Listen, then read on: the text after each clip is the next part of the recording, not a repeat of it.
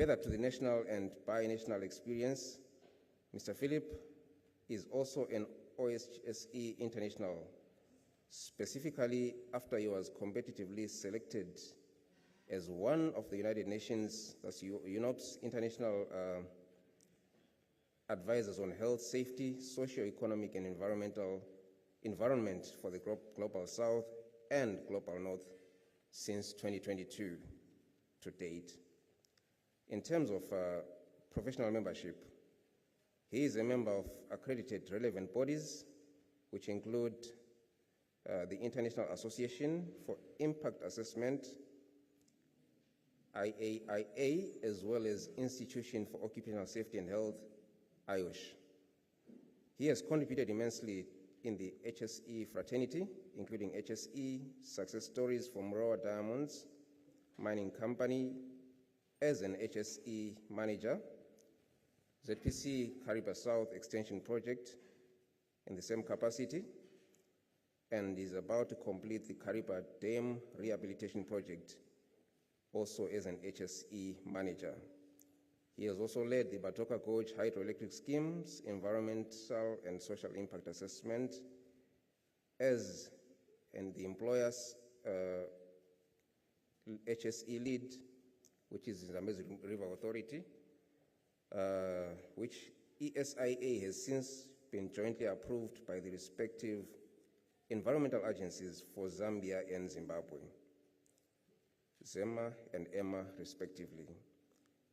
He has also been appointed to lead some multinational projects as the current employer's project manager for specific scopes, including the dam early warning system design and installation along the Zambezi riparian communities, which is Zambia, Zimbabwe, and Mozambique, as well as the hydropower sustainability assessment, which covers Zambia and Zimbabwe. In terms of his educational qualifications, he has an MBA, which he attained in 2018 with the University of Zimbabwe, an MSc in Safety, Health, and Environmental Management, which he attained in 2014 with the Midland State University. He also has a BSc in a similar field, which he attained in 2008 with the MSU. Other professional qualifications that are relevant and certifications include Prince 2 for projecting management, hydropower sustainability standard. He is a certified user. He also has a mine blasting license, NIPOSH International General Certificate, World Bank Environmental and Social Framework, as well as a certified auditor for ISO for respective OHSE standards. With this mouthful, I would like to call upon Mr. Zduche to come and to the podium and give us his presentation. A round of applause as he comes.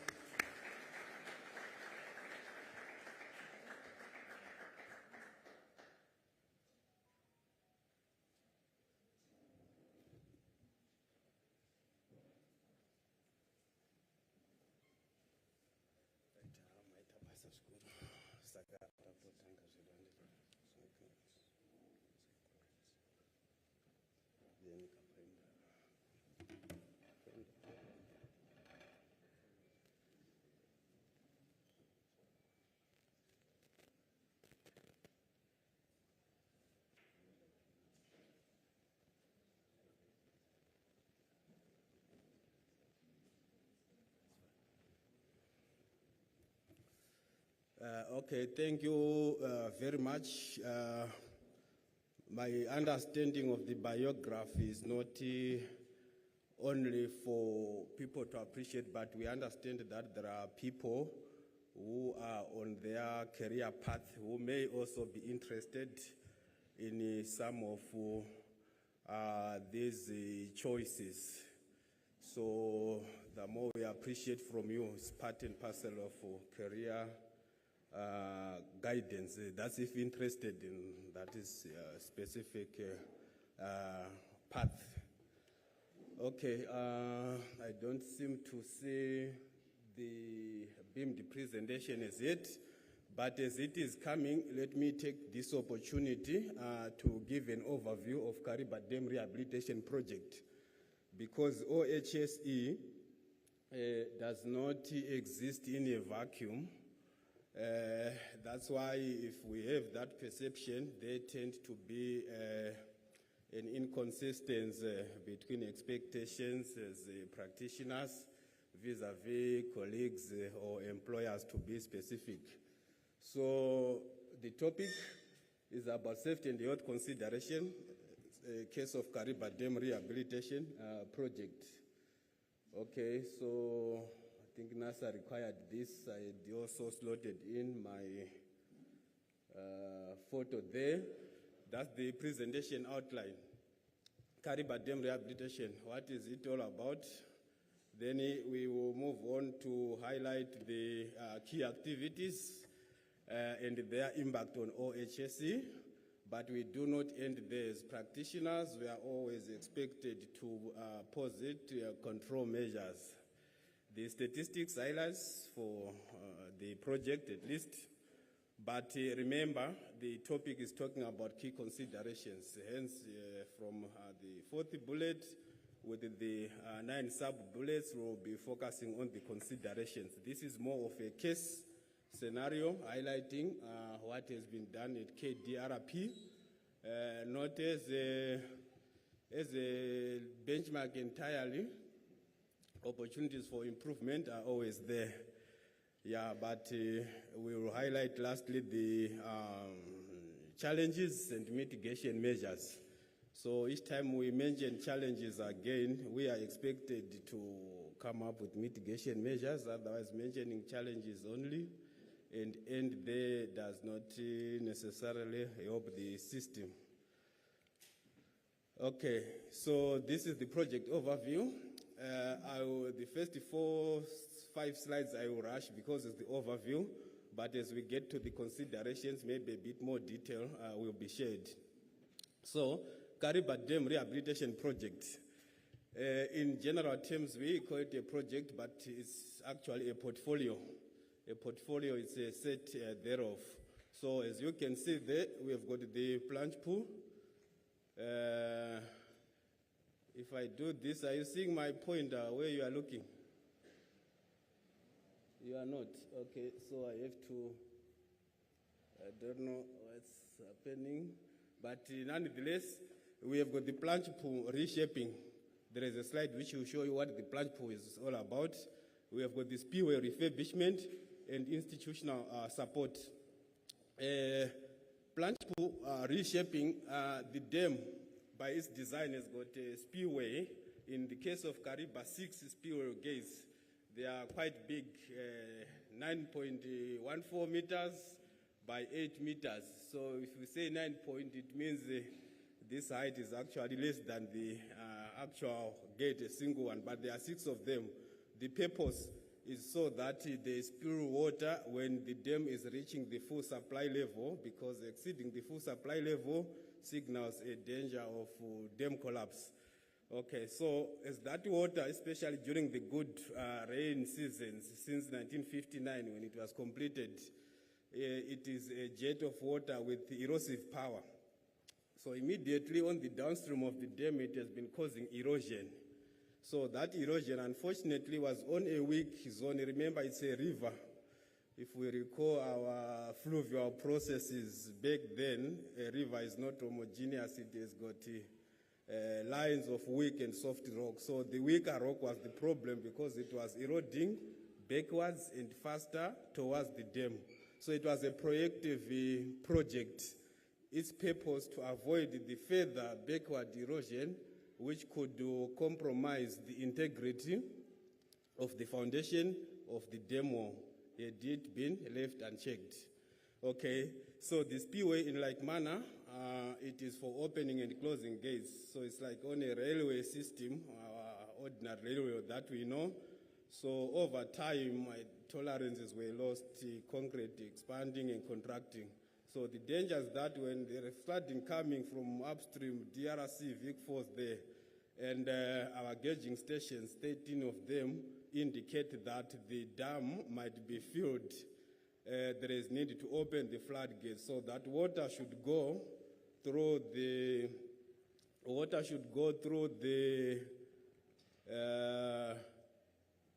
through the floodgates. Those which you are seeing on the demo, 6 of them, they appear small, but the dimensions I've shared. Now, if the 6 gates jam, if you want to open them, what it means is that water is going to fill the dam, then overflow. This is an almost certain mode of dam failure. So it's a risk. If the dam fails, studies done indicate that 3 million people downstream all the way to Kabora Bassa are exposed, 600,000 of them directly, then 2,400,000 of course through the disruption of livelihoods. There's fishing happening, market gardening, trading, the bridges, Chirundu, Luangwa, until Hydro Kabora Bassa HCB. So this is the rationale of this project. Now, okay, institutional support, we are simply talking about supporting people implementing the project, supporting the governments of the republics of Zambia and Zimbabwe, who are the owners of ZRA and the project. So there is some funds reserved for funding those supporters, dispute adjudication, panel of experts, capacity building internally. So it's a portfolio. But also, we have got Batoka Gorge Hydroelectric Scheme, whose SCI was mentioned. It was approved 2 years ago. We expect to have it commence in the by 2028, according to current schedule. It's a 2,400 megawatts, shared equally on either side of the river. Then Devos Gorge Hydroelectric Scheme, further towards Kariba, with a potential power production of 1,248 megawatts. The floating solar, so that we diversify. In the case of drought, I think we all can testify how we have been had it. But it also helps prevent evaporation, which contributes a significant amount of loss of water from the Kariba, at least at a small scale, of course, because Kariba is quite big. By the way, it stretches 280 kilometers from Kariba to near Harare, okay, 40 kilometers wide, deepest section 97. So it's a mammoth thing we are talking about. Okay, on this one I will rush through. Where you are seeing the red, it is already developed. The first one up there being Victoria Falls. Then the second one, that's the Kariba in Zimbabwe. Victoria Falls one is owned by ZESCO in the equivalent of ZPC in Zambia. Then this one is owned by both Zambia and Zimbabwe. Kariba, currently installed capacity is 2030, 1,050 Zimbabwe, 1,080 Zambia. But the last one there is already in Mozambique, Hydro Kabora Bassa. The yellow ones, they are potential. So that's where you see your Katombora barrage upstream there, not for power generation, but for regulating Vic Falls, so that during the dry season, Vic Falls is not dry. It's on the plan. There is a Batoka Gorge, I mentioned it. Devos Gorge under preparatory studies, with the studies currently taking place. But in Mozambique, also near Mozambique, Mpandakua. So this demonstrates the potential in terms of hydropower, which at the same time is a challenge because it needs to be developed. Until and unless it's developed, we cannot boast, endowment of such potential resources. Then I will not dwell much on this. The Kariba Dam you are seeing there is upstream, the dimensions and reservoir we have highlighted. Then where you are seeing the demo, if you look further, plunge pool, there you are now going to Mozambique. So the two countries, they share because it's on the boundary. Then if you look on the left-hand side, that's ZESCO, which is northern part. Then the other side is ZPC, which is on the Zambia side. This is the phenomenon I explained. I don't know if you are seeing the pointer. So cross-section, one of the gates opened. okay, the scoring.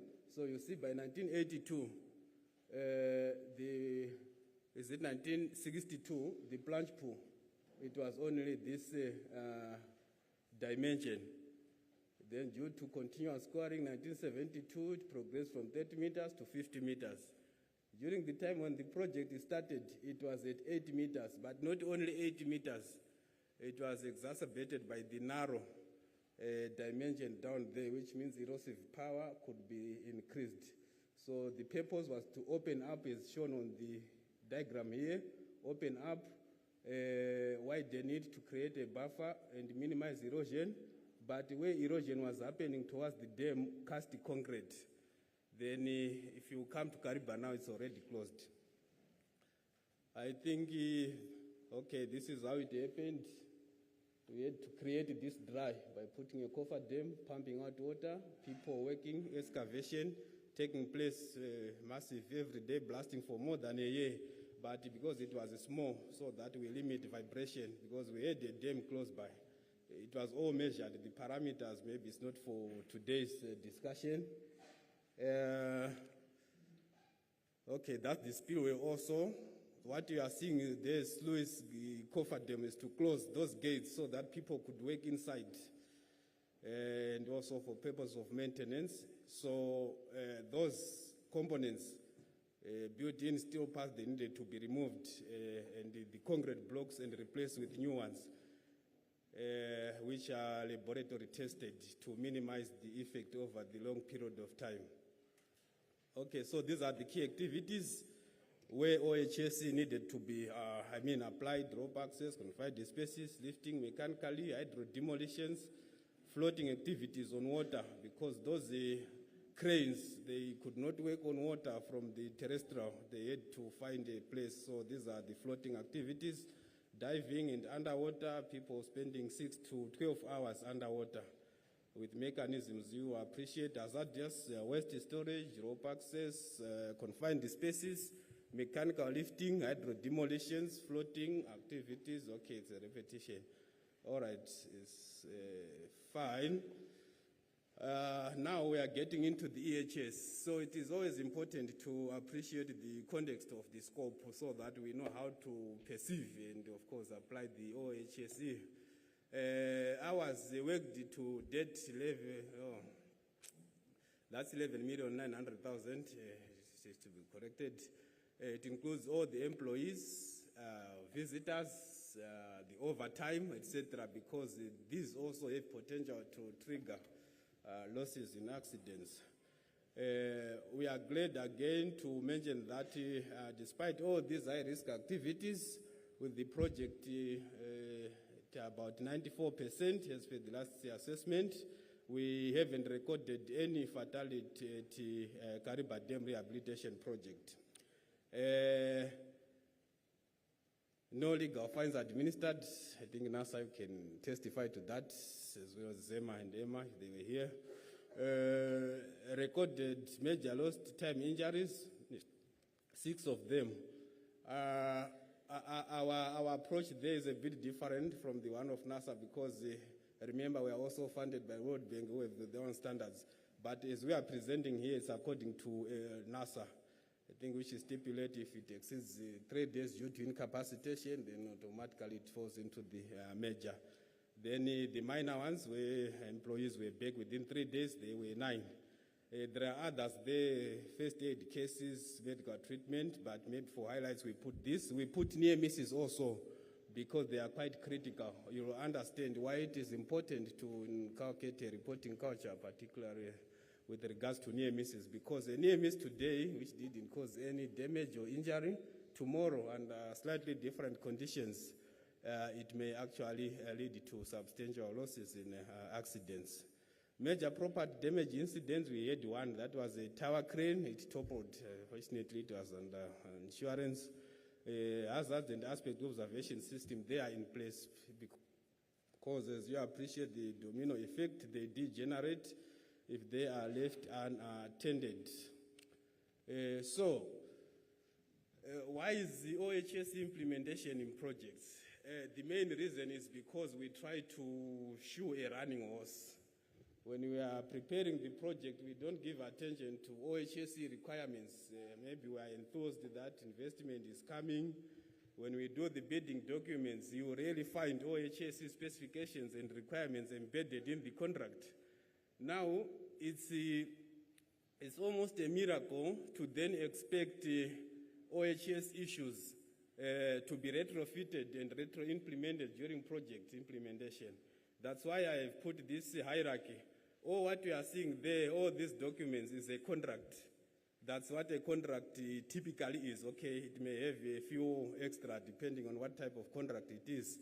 But if you see the contract agreement itself, the main highlight, maybe a 2-page document signed by the head of the organization and the representative from the contractor in our case. It should at least highlight that OHSE is a requirement so that the contractor, when they start bidding, in their mind, they start pricing it. But unfortunately, if that contract at all includes, safety, health, and environmental issues, we seem to find it here under technical specifications. But remember, the precedence is appearing there. The precedence is appearing there, which means anything included down here cannot overturn something high up here. Okay, I think you understand that principle. Your son at home cannot then allow someone to do something which the father said it cannot be done.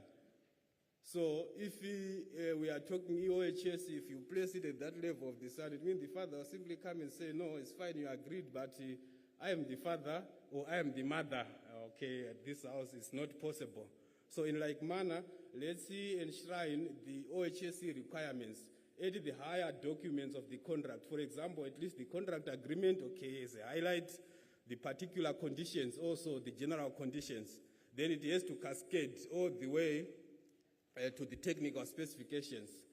You will be surprised in some instances. It may not even appear in any of these, documents up the hierarchy. So that is the main solution to addressing OHSE issues. Okay. So the considerations now, remember our topic was saying considerations of OHSE at the KDRP. So these are the considerations. Where is C1? C is just for consideration, for ease of presentation. Okay, there it is. So C1, OHSE, that's the one we highlighted, sorry.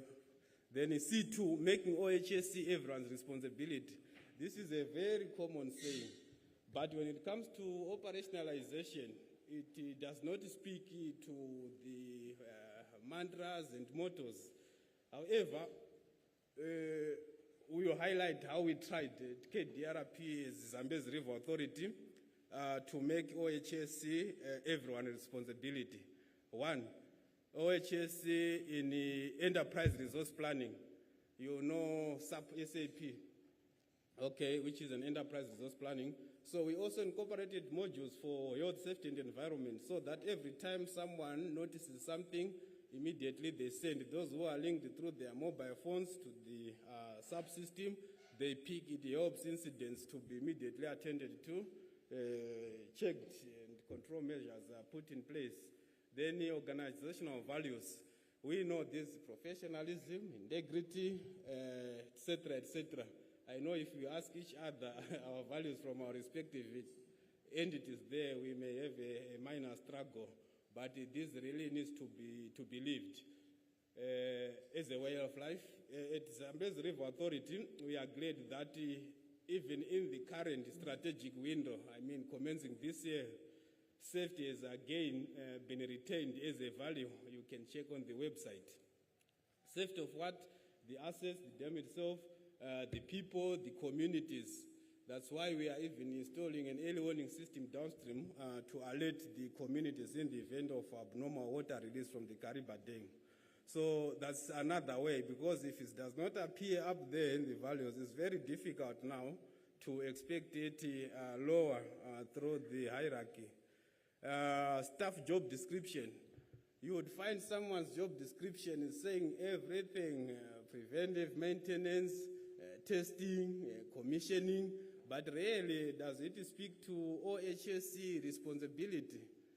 You see, so job descriptions, if I were an auditor, I look at them, I don't see anything speaking to your responsibility, ensuring the safety of employees, in ensuring that the environment is protected.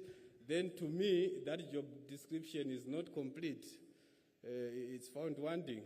So it helps because come evaluation and assessment, every day someone is looking at it and they know that this is the criteria against which I will be evaluated. If it's contracts or benefits, whatever, then it all ties to it. Then staff appointments.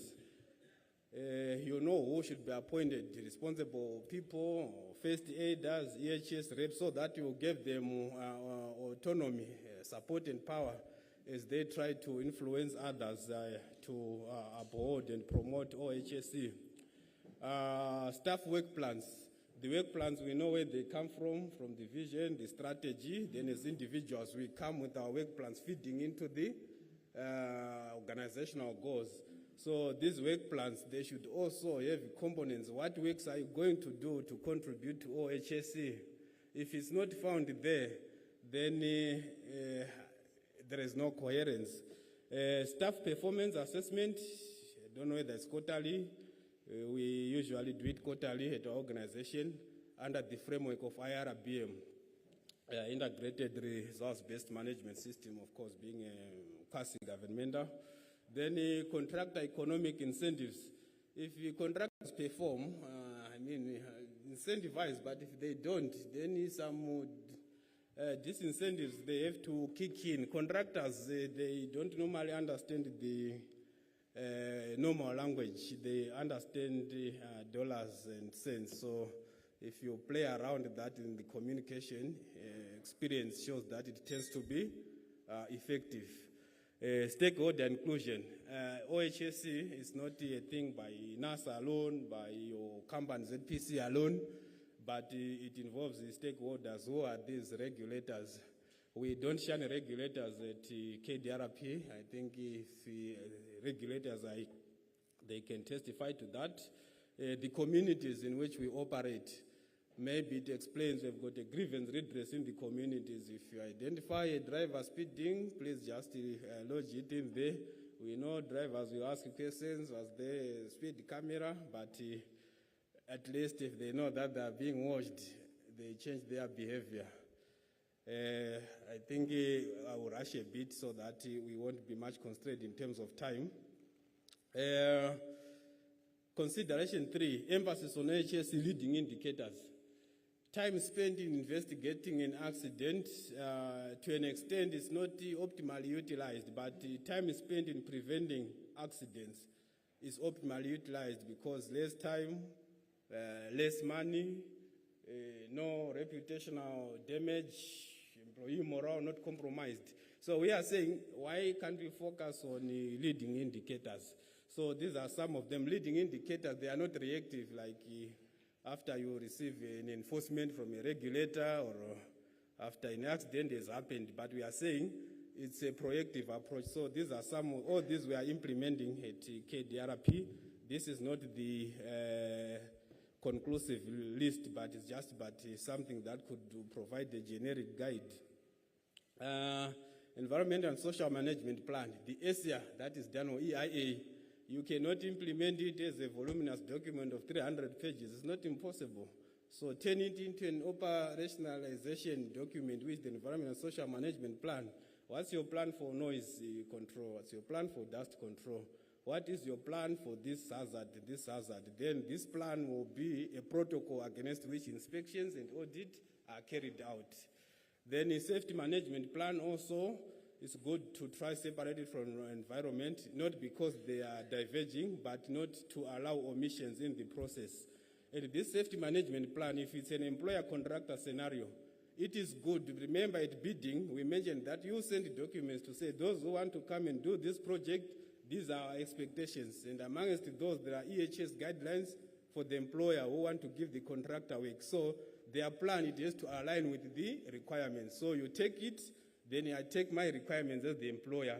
I assess, I tell them that your your plan is not responsive because it's not speaking to my EHS requirements. Maybe it's only aligned 10%. Therefore, if you were to get this job, you have to correct it. That is if you have an opportunity to talk to the employer. Otherwise, it's one of the things that makes you fail because it will have marks as we screen those who have the potential to get the contract and the job.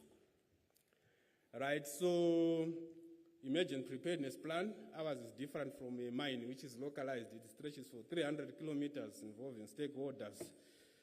It has to be done so that your system is tested proactively and corrective actions put in place. Permit to work system for high risk activities. It is informed by risk assessment. But we know some jobs like confined space, even before a risk assessment, you should know it requires a permit to work. Traffic control, aquatic and biomonitoring at Kari, but them we are doing DNA, not for people, but for aquatic organism. Why? Because the aquatic organism which potentially cause serious, diseases and occupational illnesses, but you cannot pick them through the traditional laboratory systems. So we started implementing it since 2022, but unfortunately we don't have laboratories yet, so you have to take the sample, ship it to the UK. Nature Matrix, you can search, you'll find it. Nature Matrix, then they tell you from UK, unfortunately, what is here in Zimbabwe. We hope that we will improve. The report has since been shared through the governance structure to try and see if that cannot be done. So it established the ecological stock that we have. It helps establish a baseline so that by the end of the project, we compare and see how the ecological setup was altered. It prevents diseases, occupational illness that could emanate from unknown organisms which cannot be picked through the traditional means of research and laboratory establishments. So we have also risk assessments, all of them. I think they were highlighted, the baseline before you start, issue-based after an audit or an accident or a recommendation from a regulator, the pre-task before all the tasks, and the continuous every time employees are working, assessing conditions if they are changing at projects is highly dynamic. What you see this morning, in the next 2 hours, things have changed. That's where continuous risk assessment becomes handy. Shift design, fatigue issues were spoken about yesterday. And this one is not only an issue of employer, but also employees. Why? Because they want overtime, but they don't look at contractors, especially if you don't check, you will not be shocked to see people working 18, 19 hours a day. Why? They don't report because for them, they have something coming in compensation. But aggregated, they are on the losing side. So it takes the people to now monitor and help them and do a best interest assessment, because themselves as workers, they may not report because they are biased, because they are getting some money from it. Grievance redress mechanism in the community. We've got a committee established, not from Zambezi River Authority, but from the communities, because if it was ZRA, we were going to be conflicted because we are the one to be assessed, an independent view. It has got chiefs, the headmasters from both sides. Why? Because we know when people come to work on a project, there is an imbalance economically. And the school children, they are vulnerable. So I'm just trying to show you that it's not random. So you identify the risks. So when teachers give us feedback, how is it happening? The chiefs, they've got their people, youth representatives are there, the local government through the municipal authorities, etc. Then, consideration number 4, proactive adherence to compliance. Following the law is the minimum, the barest minimum. The law is a bit generous because it doesn't want to leave anyone behind. But if you boast by mere compliance, it means you are a bit vulnerable. So we are saying besides the law, which is the barest minimum, that's why it has to be complied with, because it was considered the various conditions and capabilities of organizations and individuals. So we rely on Optima. Optima, I think if you Google it, you'll see it. They might require a small fee. It helps us to update every single updated law. Co-financiers requirements, IFC, the World Bank, because they are funding us. There is a financing agreement. If you want our money, these are our standards. You have to comply with as with your project. Applicable conventions, we apply this on a daily basis. They should trickle down also to inform your policies and procedure besides the law, so that there is an alignment up the hierarchy. Multiple requirements, this was a challenge. So these requirements, all of them were required simultaneously or concurrently, but we had to engage the financiers, so we streamlined. We came with a template covering what the World Bank wants, what the FDB wants, what the European Union wants, Swedish government wants. What we also have was our standards, because even before the financiers came, we had our own standards, which we could not simply discuss in that manner. In any case, the project will end, but we need to sustain our... So the template was informed by all this. So the reporting now, if the template is followed, it means all the requirements are followed. Behavior-based safety, quite critical, it was highlighted. So it's based on the law of effect. So we are saying behavior that is followed by a negative consequence. If it's negative, maybe it will not be repeated. But if it's a positive consequence, then there is a motivation, a propensity to repeat it. So there are 4 methods of conditioning we can apply in the workplace. The positive reinforcement. For example, giving a bonus because you have reached the safety targets. Okay, so it's all positive. You've reached the target, we give you a bonus. It encourages employees. But there is also positive punishment which can be applied. It's something undesirable. Like when you were coming, some of us might have been given some police speeding tickets, okay? It's a punishment, but it's positive. Why is a punishment positive? Because it is discouraging unruly behavior. We may not like it immediately because we've got bounded rationale as people, we don't see ahead. But you should thank those police officers to say, you have saved my life. But due to limitations, we don't see it that way. In the first place, maybe to adhere is the best approach. Then negative reinforcement, that's something undesirable, removed to encourage behavior. What does this mean? We remove the bonus. So we encourage you to meet the goals, safety, production, or you take a toy from your kid, right? That's undesirable to the kid, but what are you promoting? Good behaviors, you have to read. Negative punishment, okay, desirable stimulus removed to discourage to discourage the behavior. So it means the behavior is not ruly, it's unruly. So the ABC framework, behavior is a symptom. We should focus on what caused it. This is the antecedents. But some of this behavior, some are, personal, but some are job factors, which means management could also be to an extent liable, but it should be a case-by-case basis.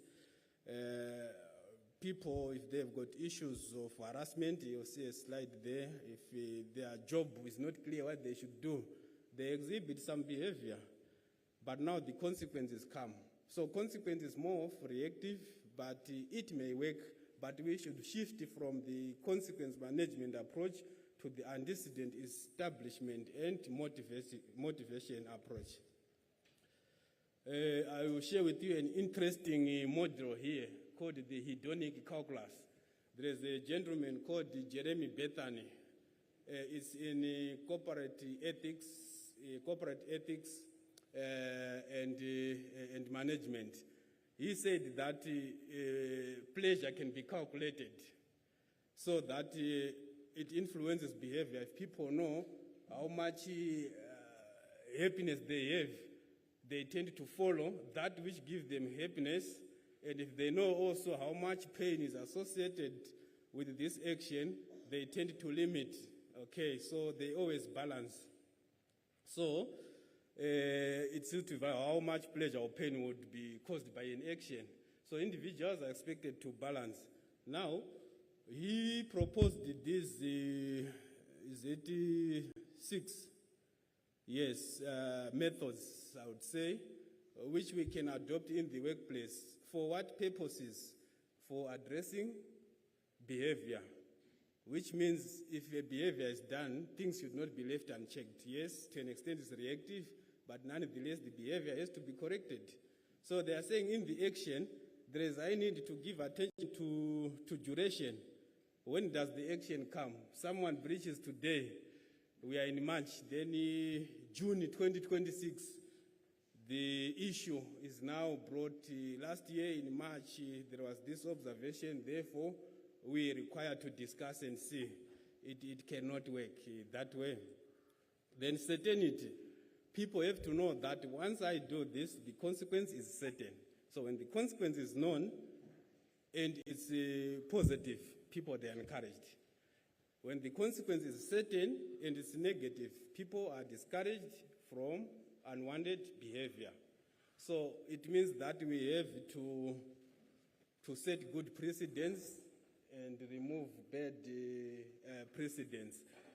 Okay, thank you. Propinquity, are there some further benefits if you get your bonus because you worked hard? Again in December, you will not work during the Christmas. Again in January, you will open a bit late after enjoying the new year. Is it cumulative like that? If there are opportunities for that, that could help. Then fecundity, more or less like propinquity, the aggregated pain vis-a-vis the aggregated benefit. People tend to choose where they feel there's more benefit.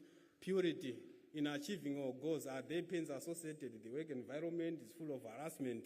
That's why if we take it at domestic level, kids run away from bathing because they know bathing, of course, is a benefit, but there is much pain in bathing, cold water.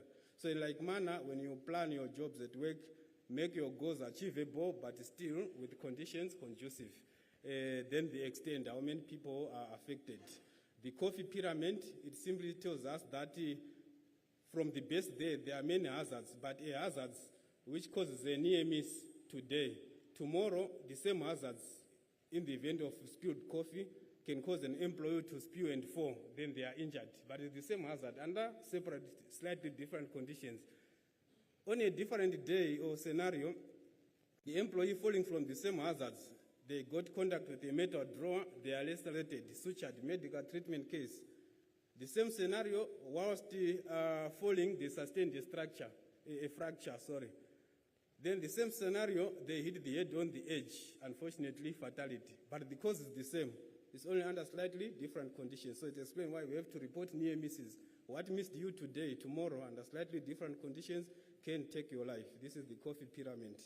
You will have it, you will share the slides. Then investing in the culture. OHSC is an issue of culture also. That's why they say culture is a strategy as breakfast so easily, because culture is very influential.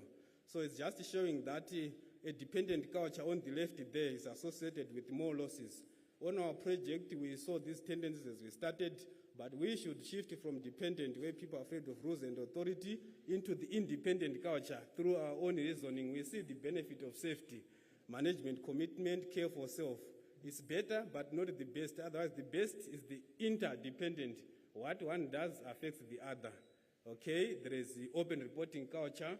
People are held accountable by the immediate employees they are working with. An example is so that when someone asks a person, the camera is projected on you, people start fidgeting because someone is contributing, but those who are nearby, they are affected because everyone is now giving attention to them. So in like manner in the workplace, know that what an individual does, it affects you. Then last but not this is the 8 of 9. Relevant technology, eDNA, we mentioned hydro demolition instead of mechanical. This is destroying concrete using water under high pressure. No issues of silicosis. Then non-explosive demolition as you blast or silent crackers. You put your explosive. Tomorrow, you see the concrete or the rock disintegrated as opposed to immediate fractures and detonators. Monitoring instrumentations. And okay, I think I'm running short of time. But if you may allow me to just highlight the mainstreaming of psychological risks, they should be included. Mainstreaming, it means in everything you do, consider it. Examples, job demands, of the job stresses from home, find a way to, whether training to address it, job control, poor support, etc. Then involve employees, because these are hidden risks. Staffing itself, we've got medical doctors at site, paramedics, nurses, etc., because we understand the code of conduct, GBV. So these are the challenges you read, but lack of a coherent culture introduced BBI, inheriting ailments, people coming from the mines, some are fishermen, because local laws require you to employ them, but they come with risk, you train them. Then competing needs, employer, contractor, we discussed about this. Procurement of risk, most risks are procured through recruitment of people, buying machinery, bring contractors. So you have to manage your procurement, strategies. So this is the last, slide. Otherwise, thank you for your attention. And apologies if I slightly exceeded the time. Thank you very much. I think from the biography, we had a hint of what was to come. Right, our next presentation is coming from a professional engineer who is registered with the Zimbabwe Institution of Engineers. He is a holder of a BSc Honours degree in Agricultural Engineering and a Master of Science degree in Water Resources Engineering and Management. Both these qualifications, he obtained them from the University of Zimbabwe. He is an agricultural engineering practitioner with interests in large-scale irrigation systems and water resources management. He is an accomplished agricultural engineer with close to 30 years of experience in large irrigation infrastructure design, installation, water management, and commercial sugarcane growing. He is currently employed by Tonga Direct Zimbabwe, which is a large-scale sugar producer in the southeastern lowveld of Zimbabwe, where he holds the post of an agricultural technical manager for Hippo Valley States, and he also oversees the Tonga Direct Zimbabwe irrigation systems. Ladies and gentlemen, may we put our hands together as welcome Engineer Jaskia Chikeru.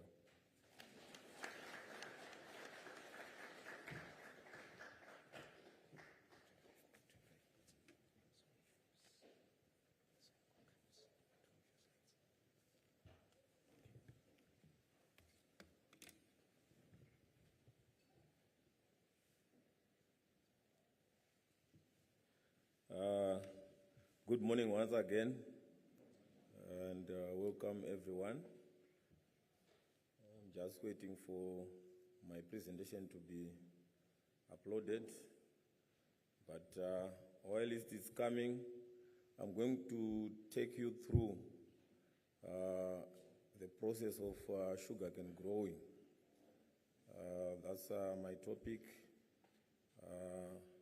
It's called strategies. I think can you assist me with my presentation? But it's going to talk through the strategies which we are doing in targeting zero harm in the process of growing sugarcane. So I'll take you through the process of growing sugarcane. Then you also get to know the risks which we face and the mitigation measures which we are trying to implement. So maybe as I wait for my slide, I can talk to you about Tonga Dulets. Tonga Dulets is the biggest and sole producer of sugarcane or sugar in Zimbabwe.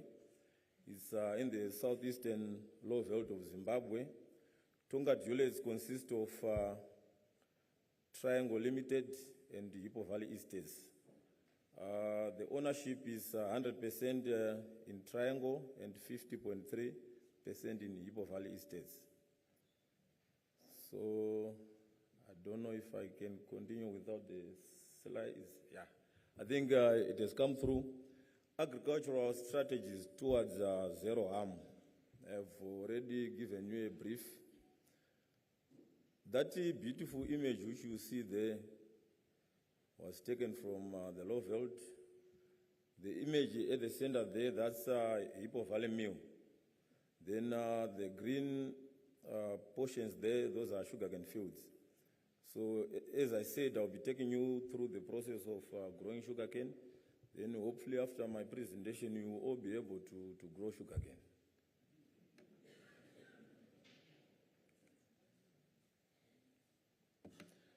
Right, the second slide, I was actually going into the presentation. I've already covered bullet number 1.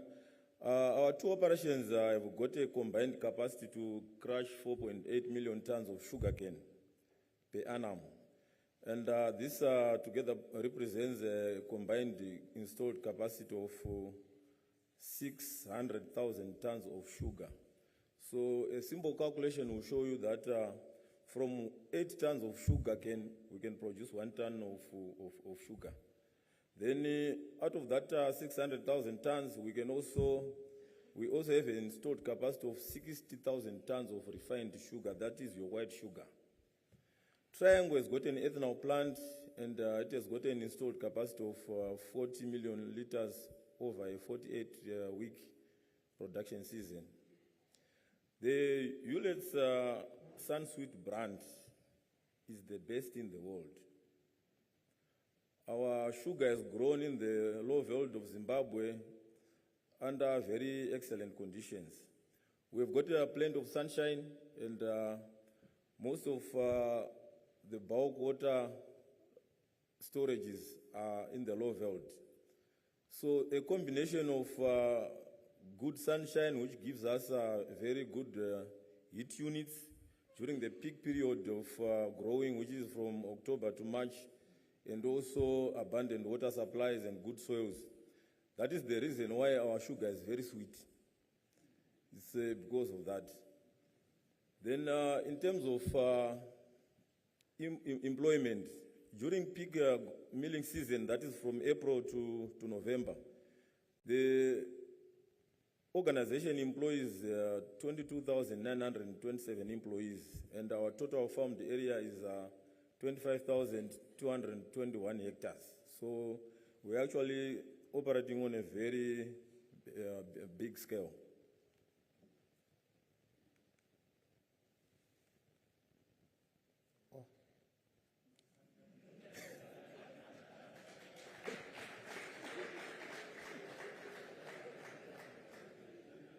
I think something has happened to my technology.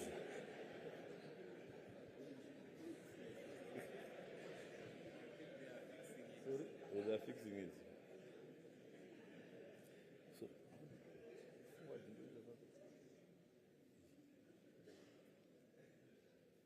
right. Technology is also a problem. Right. I will talk a bit about agronomy of sugarcane. Sugarcane is a perennial tall grass in the genus Saccharum family. In Zimbabwe, it is grown for sucrose, which is your sugar, and ethanol, with molasses and stillage as byproducts. Molasses is used for cattle feeding. It's also a raw material for the production of ethanol. Then stillage is also a byproduct of ethanol, which we use for fertilizers in our system. Sugarcane is an annual crop and is harvested between 12 and 18 months. We call an 18 to 20 months Nssa. A 12-month crop is called Nssa. So I think that's some interesting jargon which you need to know. Sugarcane is an 8 to 10-year crop. The first crop is plant cane, thereafter ratoon. So we're saying once you plant the first plant or the first crop, it will take you through for 8 to 10 years before you take it out and replant again. So we've got some varieties in sugarcane. The dominant variety is N14. We also have NCO376. We have ZN3, ZN8, ZN9, and ZN10. Those with the Z are very sweet to eat. So another piece of information, 1 hectare of sugar cane can yield between 90 to 150 tons per hectare. The plant cane will give you the maximum yield, but thereafter the ratoons will start deteriorating. That is the reason why after 8 to 10 months we take them out, because they won't be productive. I've already alluded to the fact that 1 ton of sugar cane produces a ton of sugar. That's on average. Next slide. Right, I'll quickly take you through the process of growing sugarcane. First of all, we start with land preparation. After the 8 to 10 year cycle, we come in with land preparation. There are 5 operations. The first operation is heavy duty disking, where we use a heavy disc to destroy the roots of the previous crop. Then after heavy duty disking, we do leveling with motorized graders so that we create a gradient for our water to flow. After leveling, we come in with the deep reaping. Then after deep reaping, we come in with the light disc. After light disking, we come in with the ridges. So after the 5 operations, the field will be ready to be planted. The second operation is planting, and our planting is still manual, as you can see on the slide there. Then after planting, when the crop germinates, we go into crop maintenance.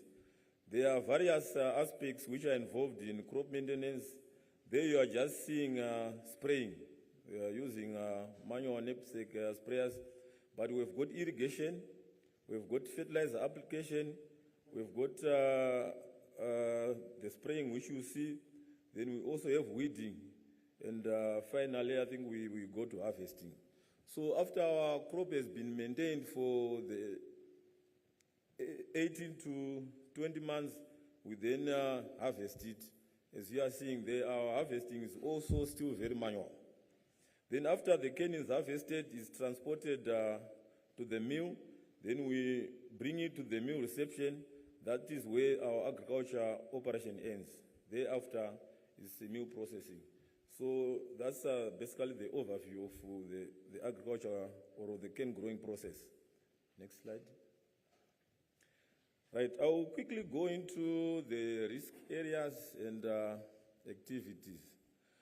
I need to hasten to mention that our operation is open field, and as such we've got a very low risk profile. And the occurrence of the incidents are very minimal, but once they occur, they are very fatal. And they can also lead to some severe injuries. So the first risk or activity which I will talk about is crop spraying. Before the intervention which we are going to see, our operation was very manual. Our herbicides were in constant contact with the chemicals, and we know that organophosphates are very dangerous, and we've been exposing our employees to that chemical. So I'll be talking about an intervention to keep the issue of organophosphate exposure. Then cane burning. You can see that field which is burning. That's a real photograph, that inferno. We have had some fatal cases of people being trapped inside the cane fields, and they were burnt out. The burning process happens, we start burning from the circumference of the field. So when the fire is lightened, it closes into the center. So if one is trapped inside, there's no way you can go out. You just burn. And that heat is very ferocious, believe me. Then another risk activity is cane cutting. Is manual. So we've got cases of backaches and injuries to probably the wrist and the foot.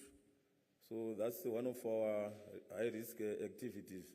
Then I can also talk of cane haulage. Because we cut cane in the field and we transported to the mill, we've got a lot of heavy duty cane haulage equipment. I think we've got over 600 pieces of cane haulage equipment within the group. So you can see that there's a very high activity in terms of cane transportation, and we also know that anything involving vehicle transportation poses a lot of incidents associated with accidents. Our operation is also 24 hours, which means we've got a shift which runs from 6 in the morning to 6 in the evening. Then another shift comes from 6 in the evening to 6 in the morning. So it's a high activity during the crashing window. The next high risk area is lightning. I've told you that the low volt is a sunshine area. During summer, it's very hot, and we experience the most severe storms. And our employees are out in the field there. Because of the height of the cane, if it's not mature, the employees will be probably the tallest objects within that area. So once a storm develops, there are chances that some lightning strikes can happen. We've recorded some fatalities due to lightning in the past, so it's actually a big risk. Then lastly, I will talk about game attacks. We are surrounded by game reserves, Malilangwe, Gonare Jo, and other conservancies around. So there is that human-animal interaction or conflict which happens. Sometimes wild animals stray into our operation, and people being people, they also stray into the wildlife area, and there's that interaction. We have had fatal encounters with buffaloes and some severe injuries as a result of hippopotamus attacks. So this is quite a high-risk area which we find ourselves in. So I'll quickly go into the strategies. Right, I talked about manual spraying, and we have now introduced the agricultural drones. We've purchased 12 drones between the Hippo Valley and Triangle. So with that intervention alone, we've managed to save 30 hectares per shift, which is 30 units per shift. So in a single day, 360 employees are no longer exposed to organophosphates because of the introduction of drones. Then in terms of saving, cost saving, those are the figures there. Our spraying is a 6-month cycle. So in terms of total saving, because of the reduced labor units, that's $769,392 per year. But if I talk of shifts which have been saved from the exposure, that's 56,160 units in a single season. So to us, we are very proud of this intervention. You will see that our interventions are very basic and simple, but they are very effective. In terms of cane burning, we have introduced the surveillance drones, as you can see there. Before a field is burned, a drone goes above and surveys any sign of people inside the cane field using thermal signals. So we've actually managed to eliminate that risk completely. Next slide. Can you press again? Right. Cane cutting is manual, and I've talked about backaches and tenosynovitis. Tenosynovitis is an injury which happens on your ankles because the tendons, because of continuous working, they become inflamed with the fluid.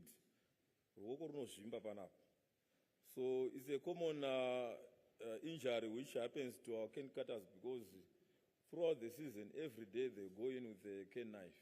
So we've got a robust medical facility, Colin Saunders at Triangle and Hippo Valley Medical Center, where we have occupational health management systems to screen cane cutters before they start the season, and also regular monitoring is done. Then I talked about vehicle or cane transportation, which is a high risk. We have got a vehicle tracking system, which is very robust.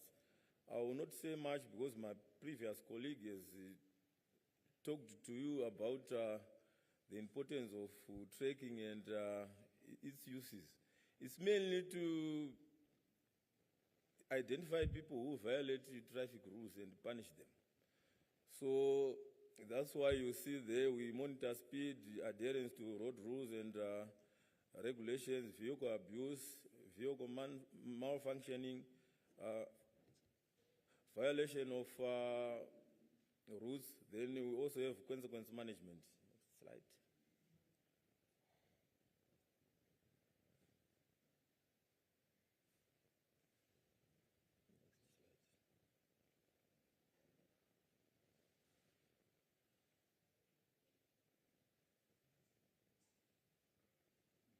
Just left with the 3 slides. May you kindly help us? IT? Right. That slide is talking to cane transportation. We've got a light rail system, which you see there in yellow, which complements the road haulage system. So the light rail will eliminate a lot of cane traffic on the roads. So it has proved quite effective, especially for Hippo Valley estates. Next slide. Lightning, you can see a lightning detector there. It warns our employees when a storm is coming within 30 kilometers radius, then there is evacuation. That structure there looks very basic and simple, but believe me, that thing is very effective. When there's a lightning coming or a storm, our employees are evacuated and they take shelter in that simple structure. Next. In terms of animal-human conflict or interaction, we've introduced some electric game fence and also some surveillance drones. Next. We've got a big dam called Mteri, which is in the game park. In the past, we used to send water bailiffs to take manual readings on our flumes and the dam level, but one of our bailies was attacked by a buffalo, and he was very lucky to survive. That's when we introduced this new technology, the telemetric system. I can actually read the flow which is coming out of the dam on my cell phone now. I can also tell you the dam level without going to the dam. Next slide. Future strategies. As we go into our journey, we hope to mechanize our planting so that we avoid the risk of cane cutters getting affected. Then we also hope to mechanize our harvesting. Next slide. Thank you very much. Continue to drink Yulet's sugar. It's very sweet.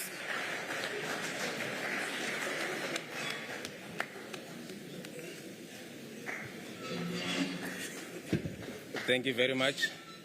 I had deliberately chosen not to introduce myself, but when I heard that things that start with Zeta Sweet, I think I can now introduce myself.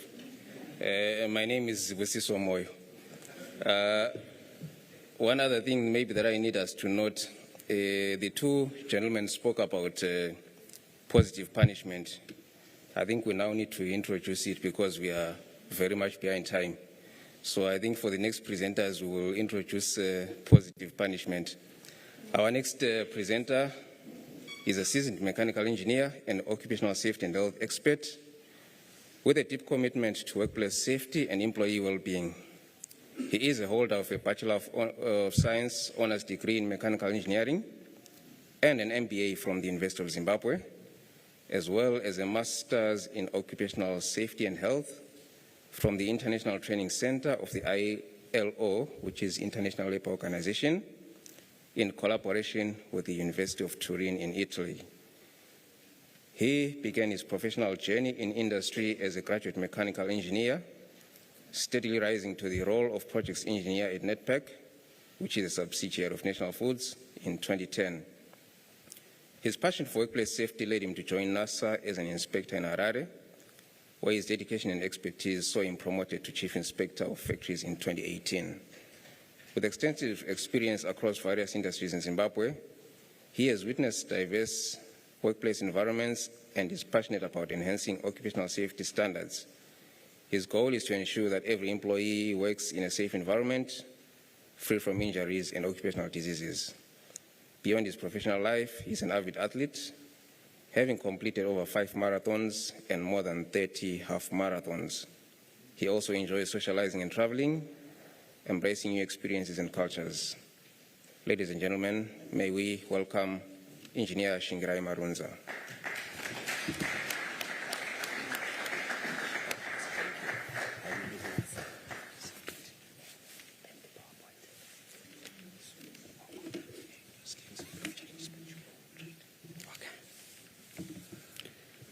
Good morning, everyone. My presentation, as it is being beamed, I just want to ask how many of us have watches, a wristwatch?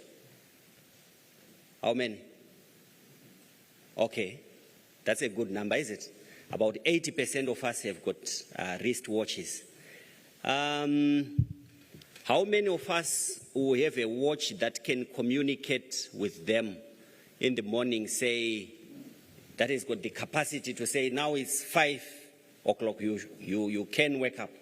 How many? Still the number is somewhere there around, maybe 100% of the initial guys who raised their hands, is it?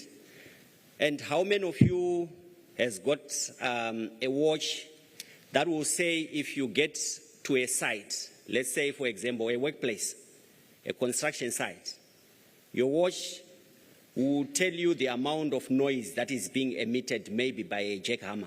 How many? Okay, I see 3, 4, 5 hands. Okay. So now it's communicating. It has been preset, is it? The watch has been set. So we are now seeing the differences between smart wearable devices and a device. We do have devices, and some we are realizing that they've got smart devices, is it? Because they can communicate, they are intelligent.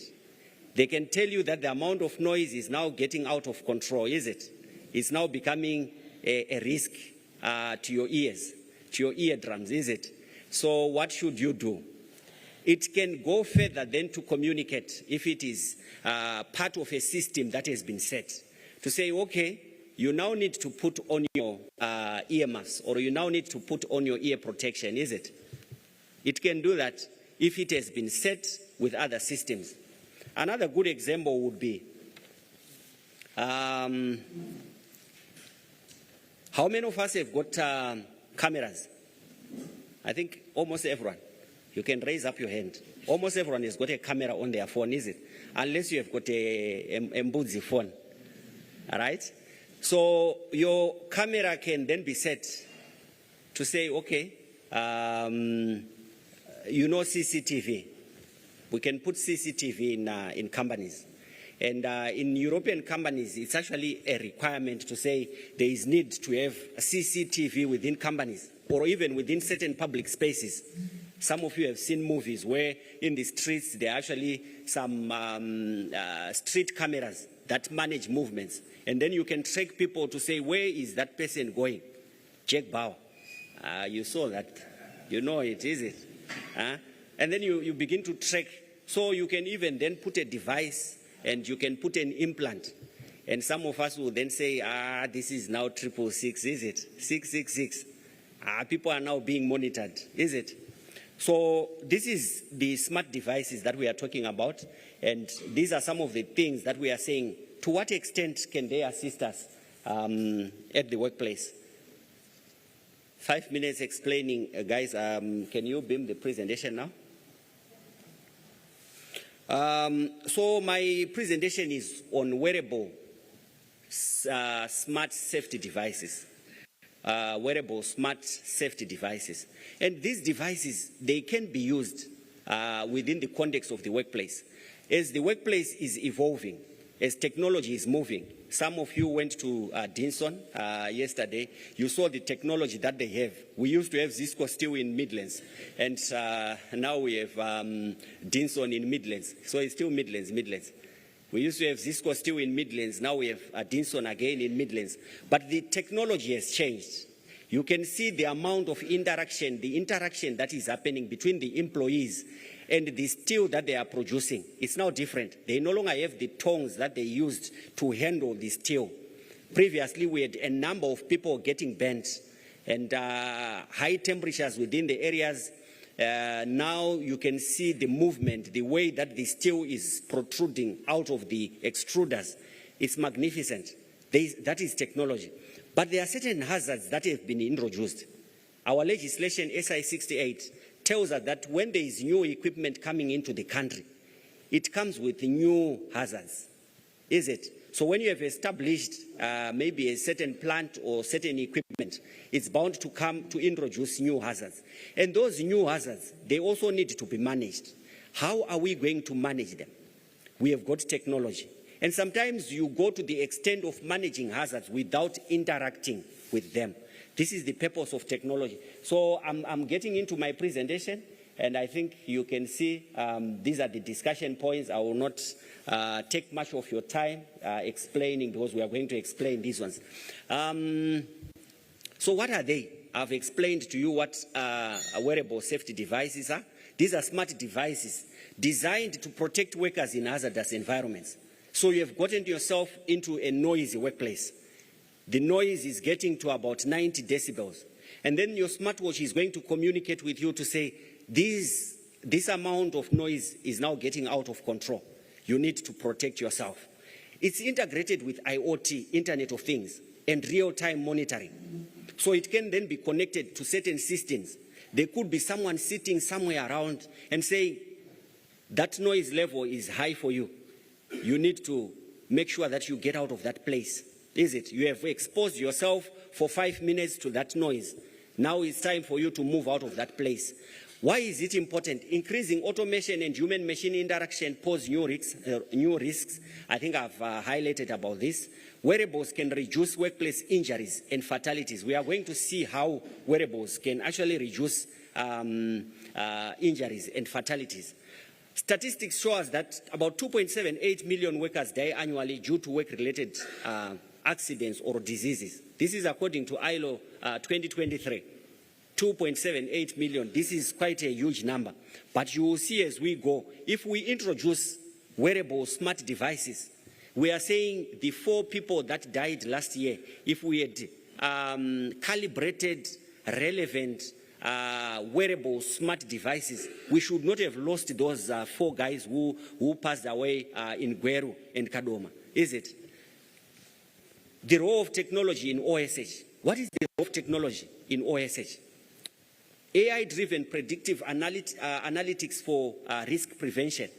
So we are saying that you can use artificial intelligence, big data, to predict the behavior.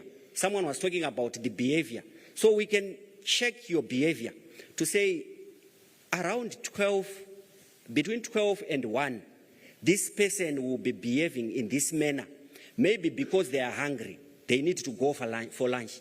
And then we try and find how are we going to address that. Maybe between 3 and 4 later in the day, this person will be behaving in this manner. We are using big data, is it? And then we will say, okay, maybe they are tired. So what is it that we need to do? And then we increase the frequency of breaks at the end of the day, is it? So during the morning, we check, we use AI, and then we say, okay, they are still fresh, they are okay, maybe the breaks are not frequent, and then at the end of the day, we say, okay, this person needs some frequent rest, is it? IoT and real-time monitoring to detect hazards, you will see how that also can be done. And then augmented reality AR for enhanced worker training. That you are seeing is what Ford is using. It's called an exoskeleton. An exoskeleton, it's a suit. It's a technological suit that someone can wear. So once you wear it, if you are not able to lift 50 kgs on your own, or maybe if you are going to exert, or maybe we will say we will need 2 people to lift 50 kgs.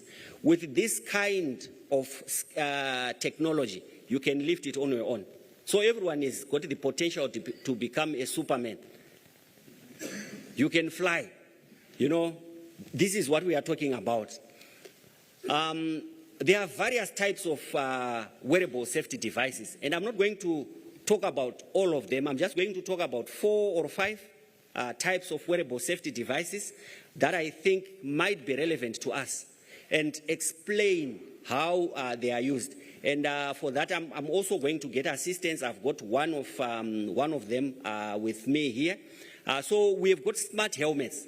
You know, with smart helmets, a smart helmet like this one, it's called a Dakri smart helmet. You can Google it, a Dakri smart helmet.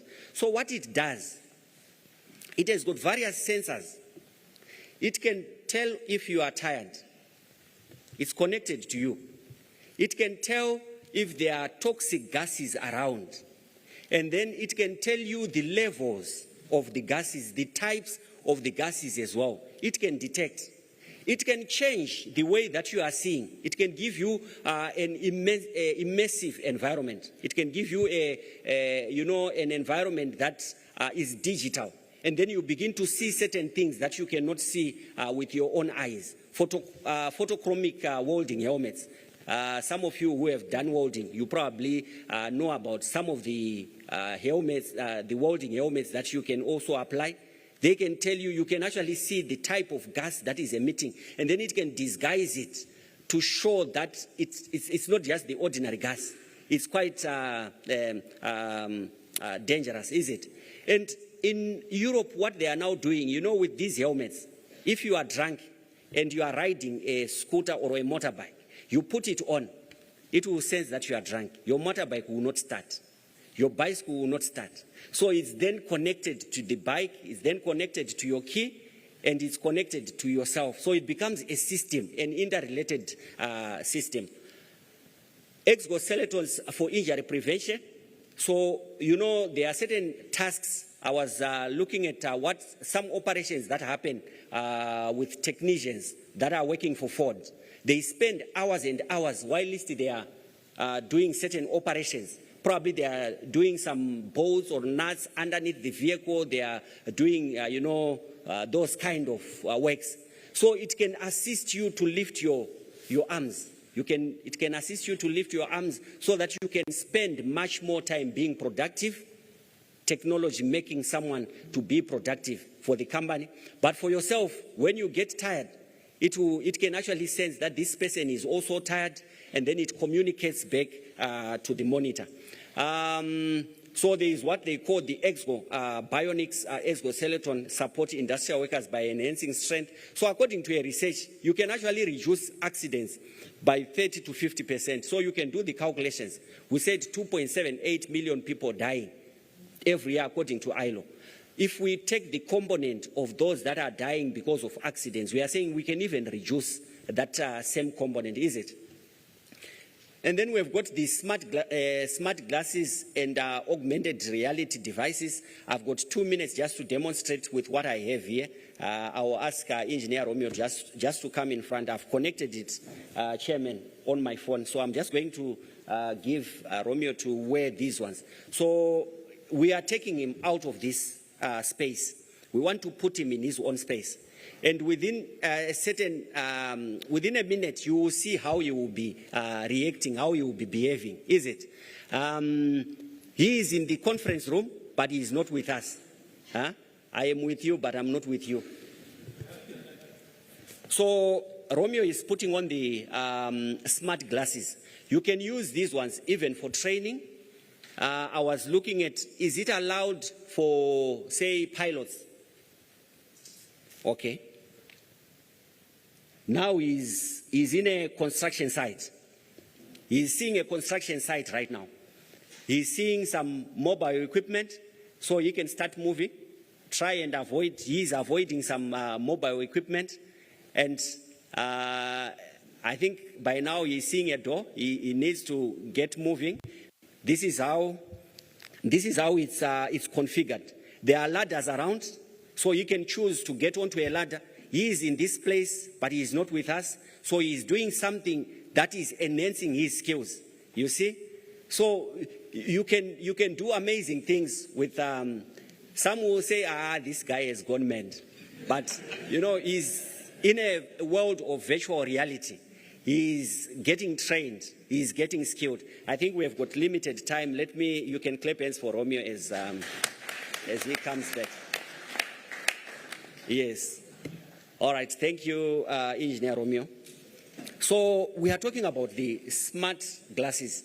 You know, pilots can also utilize these smart glasses to actually mimic an aeroplane and begin to fly. And I was saying, I have seen that you cannot fly until you have reached a certain amount of hours, a certain amount of flight time. You know that. So they are now allowing you to fly in your bedroom. You can fly in your bedroom and gain experience as long as that device that you are using or that equipment that you are using is compliant to FAA standards. Those are federal aviation standards, federal aviation standards. So you can actually get trained when you are not at the job. You can get trained with your hands without getting physical with your workplace. So this is what we are saying. And then we also have, let's get back to my presentation. Smart safety vests and wearable clothing. There are smart safety vests that can be used. You know, okay. Wearable vests with biometric sensors, monitor heart rate and fatigue levels. So this one can then be connected to your medical doctor. It can get connected to your company. It can get connected to someone who is within your workplace. Maybe you are doing something that is physical. You want to monitor, they are lifting bags. And then you put on the vest, you will be monitoring what is happening. A good example is the Soul Power Smart Boot. I think some of us know the soccer shoes that are used by our players. You know, it can count, it can track your speed, it can track your distance, it can tell you your gait, the way that you are moving. So with these safety boots, if you are tired, say it's around end of day, your step, the way that you walk, you will reduce your step. Say in the morning you were walking like this. Because you are energetic. But when you are tired, now you have changed. Even the way you are stepping, you are using the other side. And the distance that you are covering is also reduced. So you can use this, you can retain the presentation. I want to, you see that shoe there. It can also tell you the amount of wear that has happened on the shoe. So some people are asking us constantly to say, when do we change shoes for employees? You know, we have got so many questions where people are asking, what does the legislation say about, the frequency of changing shoes? And then we say the legislation is quite silent on that one. It just says the employer shall provide. The employer shall provide. It says, it gives the employer the timelines where you have to provide the shoes. But with these ones, it will tell you that they are now worn out. It will tell you that they have lasted for this time and they are no longer serving their purpose. And then wearable gas and environmental sensors. We spoke about people who died while they were working in confined spaces. This Blackline Safety G7 provides instant alerts for toxic gases. Not only that, the oxygen levels, and it even calculates the amount of oxygen that you need, depending with the size of your heart, is it? Oxygen levels and temperature hazards as well. And then what are the benefits of technology? Real-time hazard detection identifies risks before accidents occur. So before an accident has occurred, if you are using a helmet, it will see the way that you are riding, if you are using a motorbike. And then it will print out a report to say the speed that you are using, especially when you get to these spaces, you need to manage them. And then it integrates and produces a report.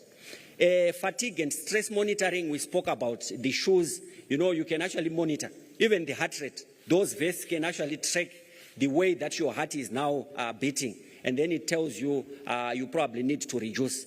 Enhance the productivity, reduces downtime due to injuries, data-driven safety decisions. Benefits on employee, because we spoke about the benefits on the employer and the workplace. But also employees, they feel safe if, you know, the productivity of employees increases when they feel safe. If someone is working in an area where there is probably something that is hanging on top, you know, you are concerned about what is happening around. And at the same time, you are also trying to focus, make production, is it? So you will find that productivity is raised as a result of wearable smart devices. Encourages learning and development. Then statistics show us that 40%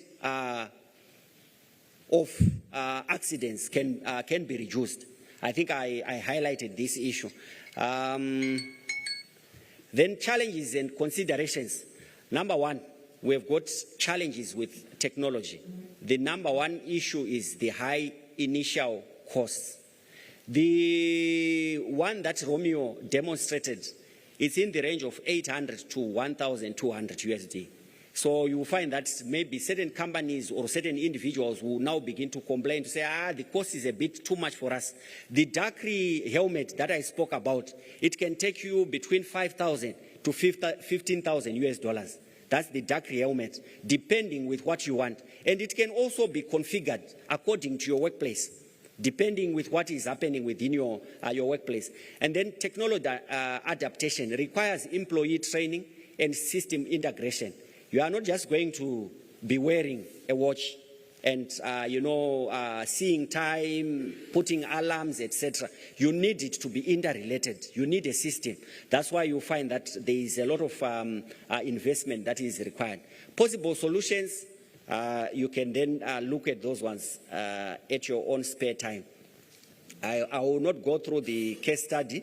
I think countries in America, you can Google about Amazon, how they've used the smart wearable devices, Ford. You can also look at those companies. You can look at companies like Walmart. There are quite a number. And what are the future trends? These are the future trends: 5G-enabled real-time safety alerts for instant communication, lighter, more efficient exoskeleton for broader industrial applications. We are talking of something that you put on, and then it assists you in terms of operating. As industries embrace Industry 4.0, wearable safety technology will continue to evolve, making workplace safer, smarter, and more efficient. Technology is not there to replace workers, but it is there to make sure that we are empowered as we work. So with this, Chairman, thank you.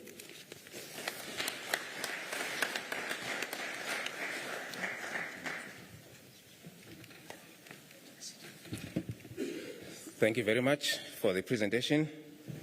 I think after this presentation, I have moved from here. I'm now in my own world. And we are now moving from the space that we see to the space that we do not see, cyberspace. And to take us through this presentation is a man who has over 15 years experience in the ICT sector. He is a seasoned professional with specialization or specialized expertise in cybersecurity, data protection, business intelligence, and data analytics. He is a member of the International Information Systems Security Certification Consortium, ISC2.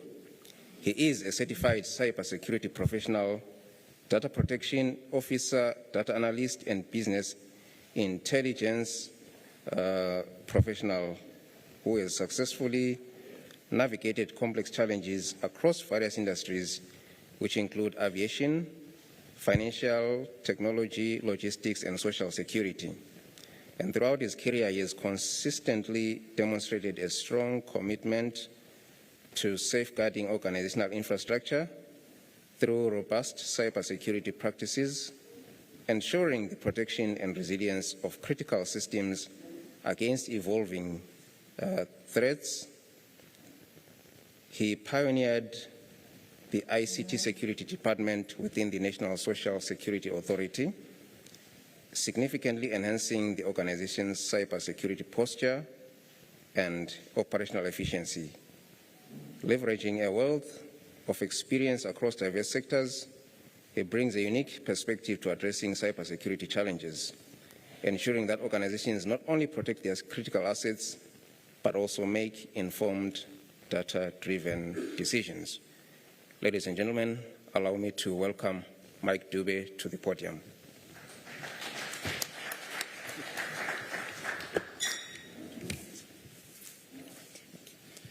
Good morning, everyone. I've been given 20 minutes, so I'm definitely not going to finish. Just signal when my time is almost up, I'll rush to the conclusion. That should be well enough. The presentation, please. I'm going to talk about how to manage cybersecurity threats within organizations as an absolute necessity for safety and health assurance. So that's our topic. Maybe let's just start from the imaginative. I went to Togram Kosi. I was advised that the demo is fitted with a lot of sensors that are able to pick seismic activity. Now, imagine one day all those signals flashing around in the control center and the government rushing to trigger all the emergency response mechanisms, saying there is seismic activity, this demo is about to collapse, we need to at least rescue people, we need to just evacuate people downstream to save lives and everything kicks in, only to realize that it was a false alarm. When money, time, other resources have already been committed, that can happen once, and we count our losses. It might happen the second time. When it happens the third time, everyone will ignore. Then an earthquake occurs and people die. So there is a serious element of trust when it comes to cybersecurity, when it comes to relying on technology. The previous speaker spoke about how their organizations are incorporating cybersecurity, how they are incorporating technology, but it brings a cybersecurity element to it. Someone was explaining the issue of adaptive cruise control, saying if you are testing out a car with that feature, the first time you try it out, you drive it to 120 and you pause it there, you engage cruise control there, and you encounter a slow-moving vehicle, you don't need to apply your brakes. At a point where you can't overtake, the car will just slow down to that vehicle's speed without you applying your brakes. When you have the opportunity, you overtake, and it brings the speed back up to 120 without you pushing the accelerator pedal.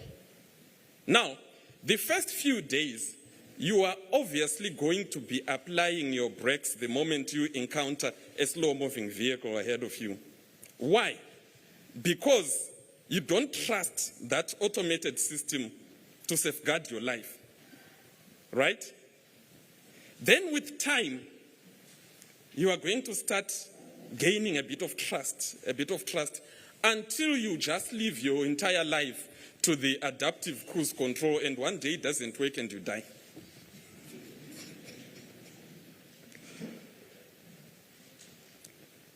So that's what we're going to talk about a bit today. I won't go through the overview. Maybe just to explain what cybersecurity is, we're not taking anything for granted here. It's an art, it's not a science, of protecting networks, devices, data from unauthorized access or criminal use. What we are mainly trying to safeguard in cybersecurity is what we call the CIA triad: confidentiality, which means data is being accessed only by those who are supposed to access it; integrity, which means that that data has not been subjected to unacceptable modifications, unacceptable, unauthorized modifications, and availability. If you are the right person and you need that data at that point, is it available to you? If it's a system that you use for your manufacturing processes, for your accounting, is it available when you need it? So we're trying to safeguard those elements when we talk cybersecurity. Now, we've got a mix within the audience here. There is a difference between information technology and operational technology. The engineers will spend more time on the operational technology side of things, whereas the rest of us will spend our time on the infotech side of things. Infotech is primarily concerned with digital information, the systems that manage that information, whereas operational technology, it manages those systems that, the sensors, the actuators, control systems, those that drive the devices that we use, the machinery that we use in our industrial operations. Now, this brings some vulnerabilities that are unique within that particular sector, because what operational technology brings is it introduces what we call a human-machine interface. You've got a whole machine there. You now need a human being to be able to interact with that machine, to plug in commands and things like that. In the most basic, I'll give you an example of a network printer, of a non-networked printer in your office, where you just go in. It's not on the network. You go in and you press and it prints or it scans and things like that. It's standalone, no computer connected to it. But that can become an entry point for cyber attacks. For example, when you bring your USB flash that's infected and you plug it in and it starts downloading other documents that people have printed. It can lead to unauthorized access. It can lead to insider threats, someone who is malicious and is really hell-bent on breaking that device down. Human error, data breaches, that all comes into play. Expand it to a huge machine in an industrial setting. The same risks can be encountered there. Then we bring in the IT element, where you integrate now the IT with the OT, and you've got someone sitting in a control center behind a monitor. There's a computer that's connected to the device. That just increases your attack surface area exponentially right there.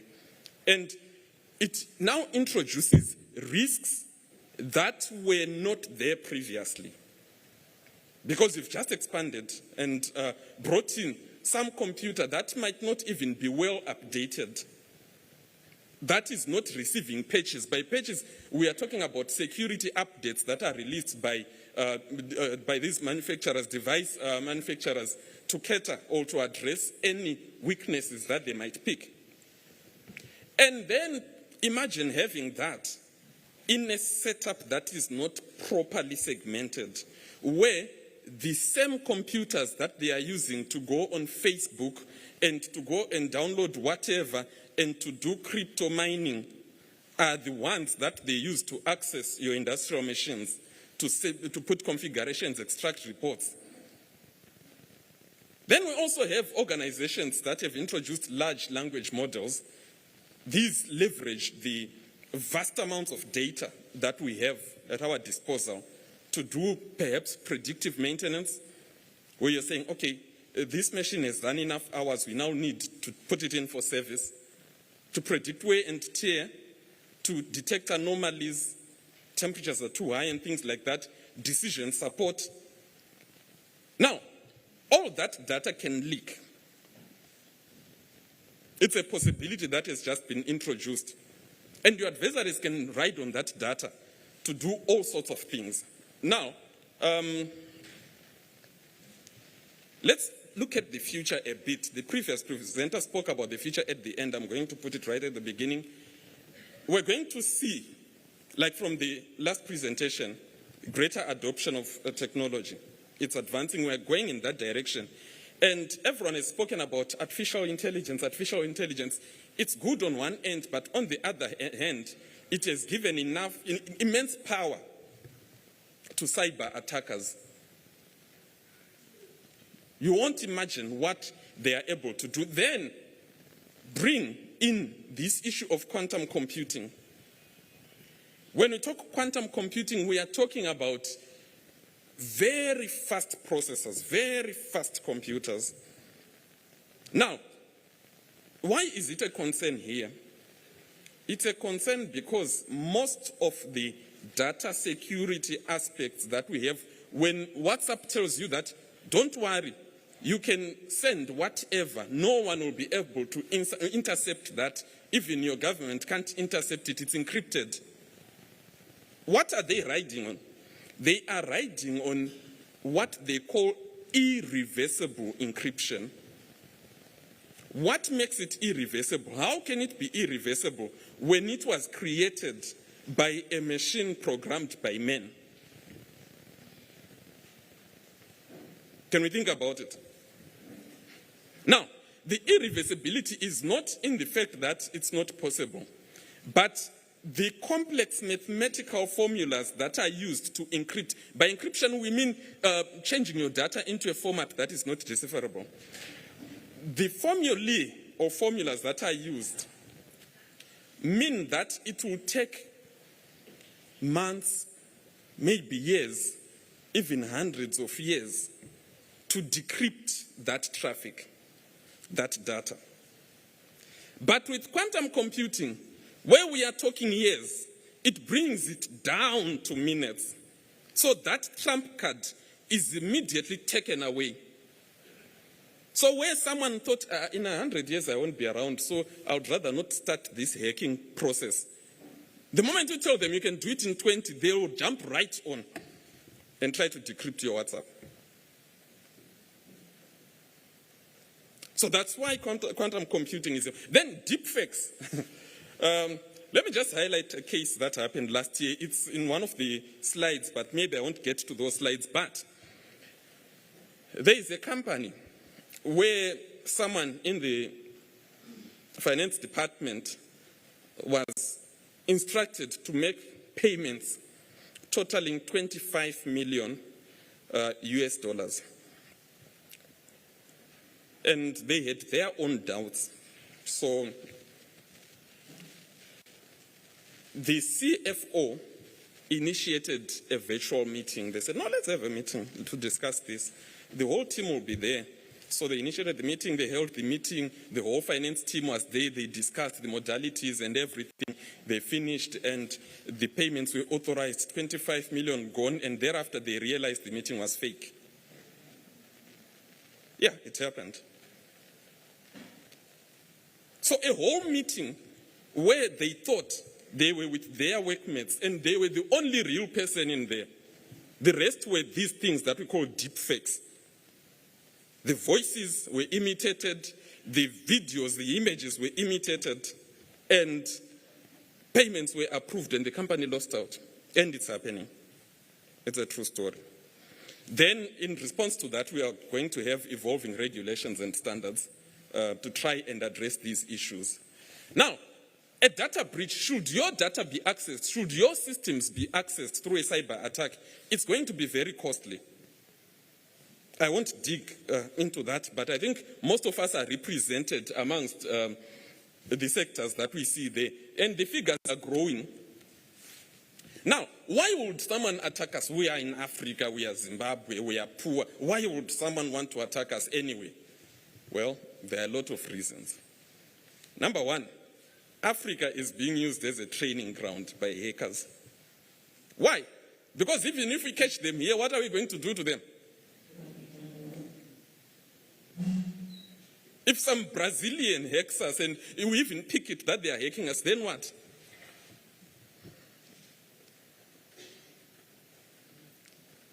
Besides, they know that our controls are maybe 10 years behind for most of the companies here. So they can come here, hone their skills, train as much as they can. Then, once they graduate within their ranks, they can go to Europe, they can go to the Americas, they can go to the Asian countries and become real hackers and get the real money there. And it's become easier with this AI and quantum computing. This RAAS that I've put, it's ransomware as a service. Ransomware is where they encrypt your data so that you cannot access it and say, pay so much, maybe in Bitcoin, then we'll give you back access to your data. Now, it's being offered as a service. So you don't need to be a hacker to hack. You just need to have enough money to pay for the service, and they'll do it for you. Then there's the obvious competition. I think some competitors are sitting next to each other here in this room. You wish you could get their industrial secrets. That's enough motivation, data theft. And activism, I don't know, media team, sorry. How are you? So these are the guys who are going to try and find stories by hacking you. Not you. But yes, you've got hacktivists, some who have got, maybe it's a political agenda, maybe it's a social agenda, whatever it is that they want to propel, and they know that if we gain access to that, we'll be able to report and say, Zimbabwe is making so many millions or billions and in mining or in sugar and whatever, steel production, where is it all going, and such stories. So they are really, really interested in getting their hands on your documents. Yeah, it's enough motivation for them. The financial gain, data is the new oil. They can actually make money out of your data. So, yeah, and you also have disgruntled employees and competitors who are going to want to have to revenge. Then there is curiosity. We call them script kiddies in IT. The university students who just want to have a feel of how it's like out there. And sometimes it's not even about you.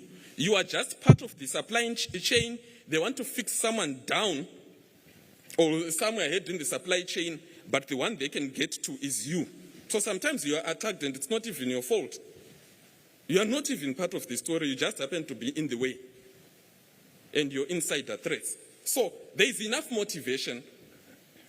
Now, okay, that has started happening, that thing. So I just want us to look at a few attacks that have happened in the past. Now I'm being told 4 minutes. Now there's this attack, this virus called Stuxnet.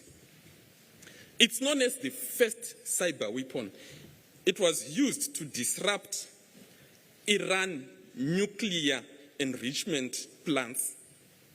Now, I want the third bullet there to sink in. They accessed the systems and they started altering the speeds of the centrifuges while simultaneously sending normal operational readings to the monitoring systems. So we were talking about the wearables and everything. Imagine getting to work every morning and your smart helmet reporting to your boss that you are tired.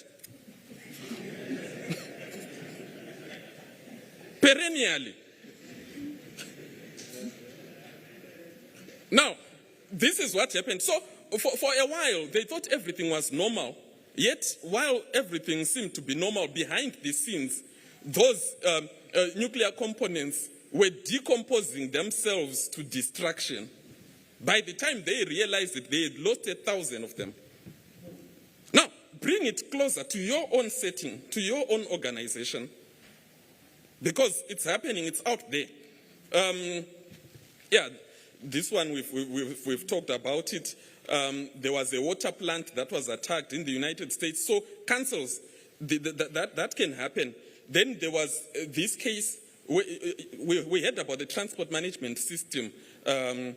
Yeah, they hacked the transport system, they hacked the alarms and everything, and users, the company lost track of the vehicles that were transporting Vanachidumo and Masendekes. Now you can imagine if those people are on the loose and your alarms are not working, you can't even track the vehicles, the amount of danger that it brings to the ordinary person and to the guard and whoever. And a medical facility was hacked, and unfortunately a newborn infant died when that happened. Medical data was encrypted. So there's a petrochemical plant. Now, I just want us to highlight that we have legislation within Zimbabwe now to address issues of data protection. So most of us here are what are considered by POTRAs, data controllers. Anyone handling personal data for individuals who are, for 50 or more individuals. So that includes your employees as well as your customers. As long as you handle that data, there are certain requirements upon you that are very important. I thought it's important that we highlight this so that as we go back, we carry out an assessment. So this act regulates the processing of data in Zimbabwe. It highlights the need. Every organization should have organizational measures to protect data. And should a security breach occur, you are supposed to notify POTRAs within 24 hours. You must be licensed as a data controller. I'm referring to the organizations by the 12th of March 2025. So it's in the past. So if your organization is not registered as a data controller with POTRAs, then you are in breach of that act. You can skip or explain the rest. Just read the last point there while I explain the other items there. And all organizations must appoint a certified data protection officer. How do the data protection officers certify? POTRAs, in conjunction with HEAT, they are offering a 2-week training course. I think it's $1,250 US payable in ZIG, where you can send someone from within your organization to go and attain that data protection certification so that they can guide and advise you on how to comply with that act. Now, some of the things that they talk about is, we talked about these wearables. They are sending data back to a central computer.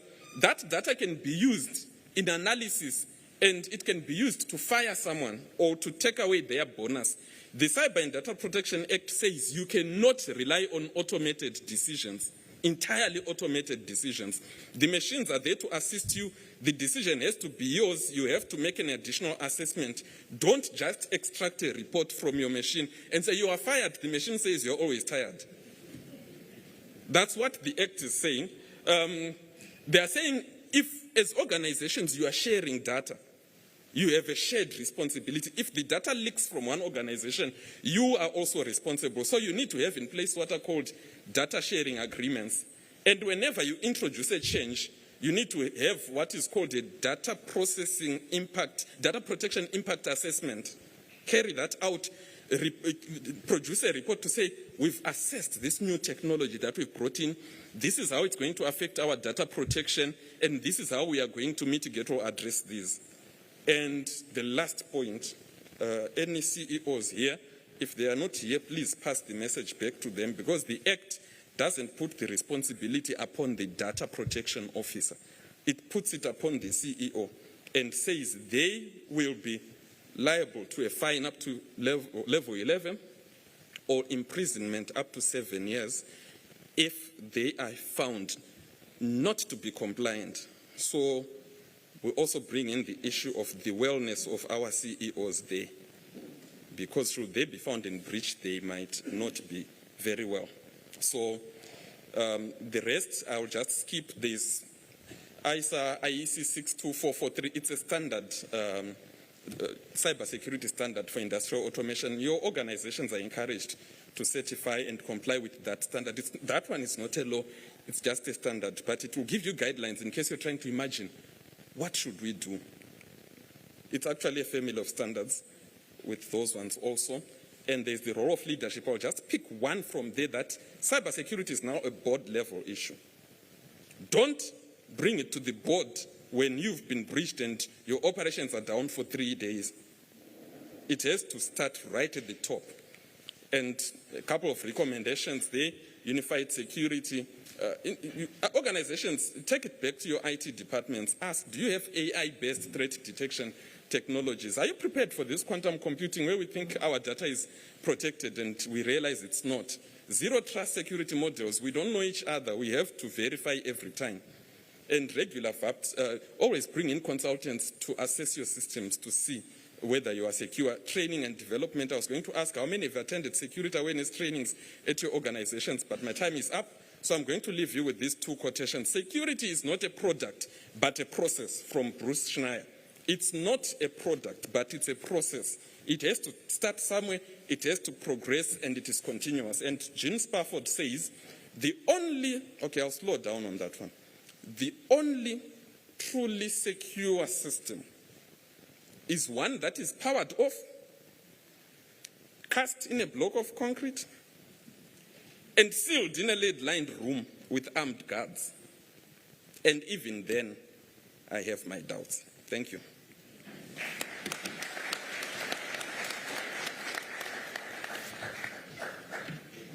Thank you very much. A round of applause to all our presenters for this session. Right, my wearable device tells me I am hungry. I don't know whether it's been hacked. But before we get there, I'll just give us an opportunity to interact with our presenters. I'll allow just 4 questions. Any 4 questions, we'll need a mic for our presenters, as well as mics for those who are going to ask questions. May we see by show of hands those who have got questions or contributions? Right, there's one here.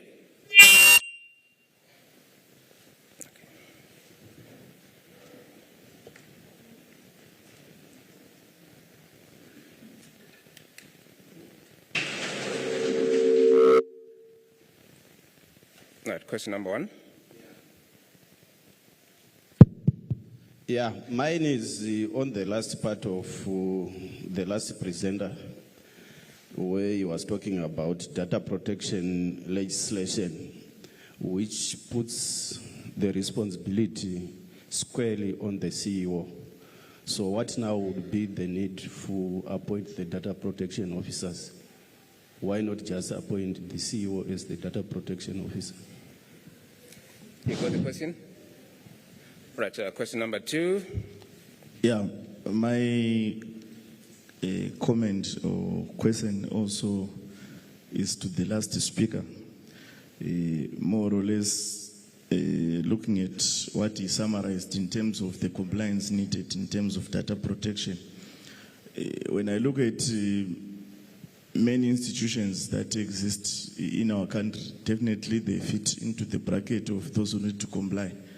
Maybe you just comment, maybe for institutions like schools and things like that. A school has got maybe 500, 700 kids, and a lot of data is collected there. Their parents, their homes, addresses, emails. Even when we registered for this conference, I think we are more than 100.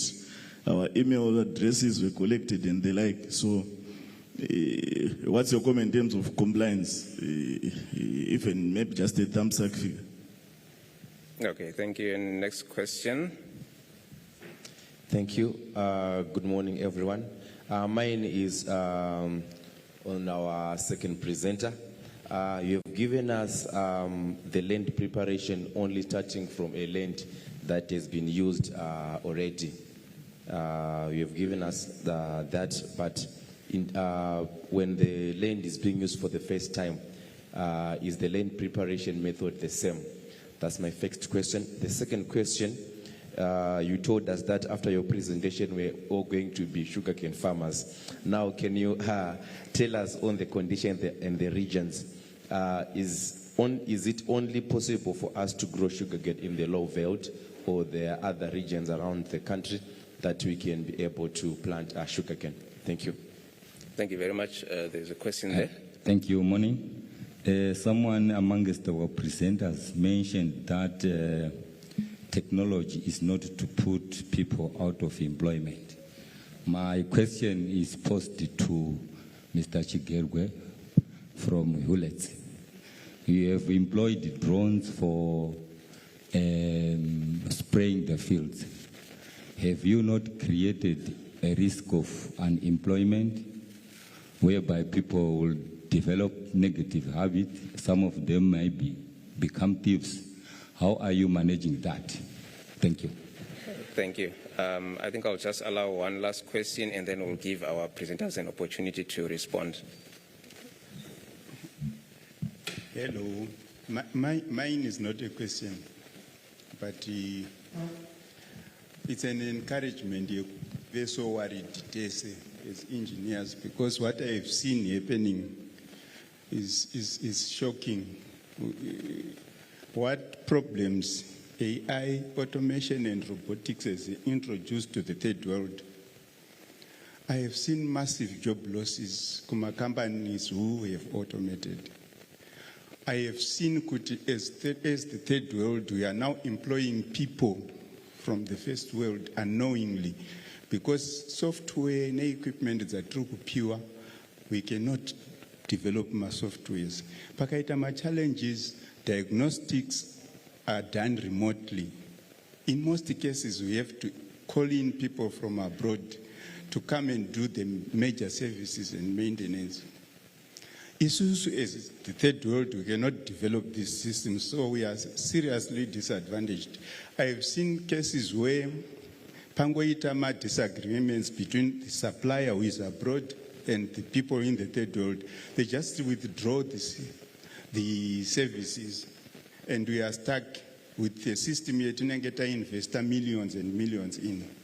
So as engineers, I think we need to start taking this seriously, about AI, robotics, software, and so on. Because right.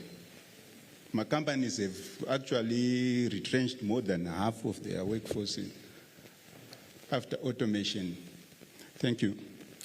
Thank you very much for the questions. I'll allow the presenters to respond. I don't know, Mike, Jaskia, who goes first? Maybe I can start. There's a question to say I've started with just land prep on an already prepared field.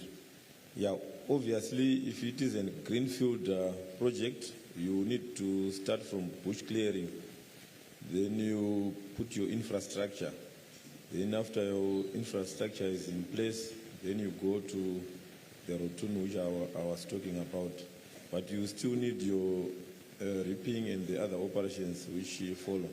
So depending on your setup, if you are in a virgin land, you would need some massive infrastructure to be developed. Then I will comment on the zones for growing sugarcane. Sugarcane can be grown anywhere, but remember I've talked about the requirements, which is the heat units, which means if you are in a region where you can't have the required heat units, your yield will be very poor. So we are talking of Region 5. I know of a project which has been tabled in the other low veld of Zimbabwe, which is the Zambezi Valley. It's also a good area for developing sugarcane projects, but the other areas which have got cooler climates I wouldn't recommend. Then sugarcane requires a lot of water. You need to irrigate it from January to December. So if your region has no secured source of water, I would also not recommend you to go into that project. Then lastly, the issue of the drones.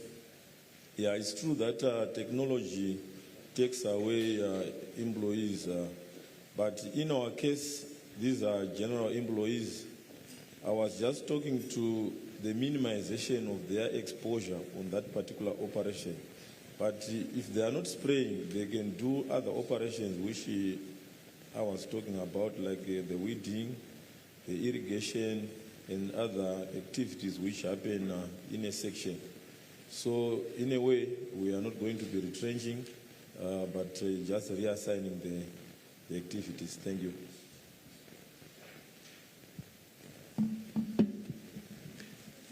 Thank you. I'll start by responding to the question of compliance rates. Unfortunately, I am a certified data protection officer, but the statistics sit with porters. They know how many have complied. If you notice, the deadline was mid-March, so we're still about a week or so. So, yeah, we are still in early days. What Potras has done as an organization is they've trained about 300 data protection officers who are going to be going out there as ambassadors for awareness, because there is a lot in terms of awareness. I believe some people were hearing about this act for the first time here today. So I've done my ambassadorial duty, and the message is going to spread. At some point, they will start visiting organizations. I'm not sure whether when they visit, it will be for conscientizing or it will be for punishing. That much I don't know. But what I can encourage everyone here is, as we go back, let's find out within our organizations whether, and by organizations, the questioner brought a good example, schools, even churches, where we are as part of the community. We just need to comply, because if it so happens that that data leaks, then it becomes a different issue. There are exemptions for, like, your family groups, where you are capturing your own information as a family. Certain state institutions are exempted, but most of us here, as long as we are processing data for over 50 individuals, we need to comply. You don't need to have a resident data protection officer. You can hire one. I see there are organizations out there that are now offering that as a service. So it will help. I hope I've answered your question. Then the question of why not appointing the CEO, I can only imagine that when Potras were implementing this, they knew that the issue of data protection might not be the biggest issue on people's minds, and for it to be taken, to be given serious attention, then it has to start from the top. There were debates at some point. I've attended a number of seminars where there have been debates. The debates don't just end on the issue of appointing the CEO. They go as far as saying, within organizations, should that role lie within ICT? Should it lie within legal? Should it lie within compliance, within finance?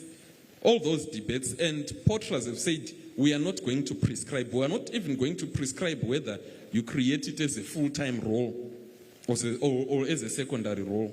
But we just want you to have a data protection officer. Now, giving that to the CEO, some organizations have done that.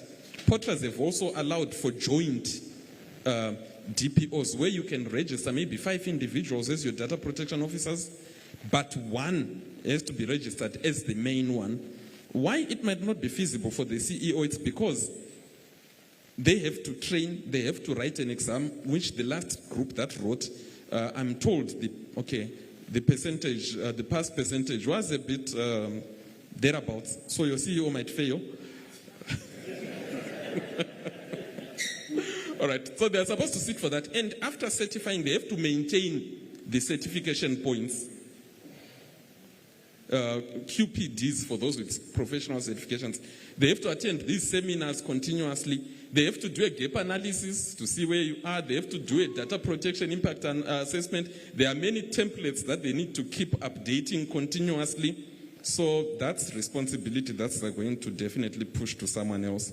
But should you feel that that's the best scenario in your organization, nothing stops you. Thank you very much. I think at this juncture, I will not allow any further questions. This will mark the end of our session. I think from my side, what I picked the most was from the first presentation, where the presenter noted that if something were to happen to the Karipa Dam wall, up to 3 million people would lose their lives. 600,000 of them they are directly in the firing line. So as engineers, as safety and health professionals, whatever decisions that we make, if we make the wrong decisions, there is a whole large number of people that may be affected by our actions. So it is important that we think about safety and health in whatsoever we do. Another round of applause for our presenters. So at this juncture, I think I will just allow the Chief Inspector if there are any announcements, after which we will then go for a break.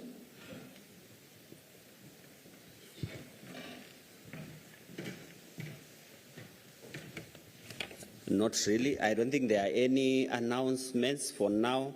Safe to say we now need to go for break, and we should be back here after how many minutes? 20 minutes.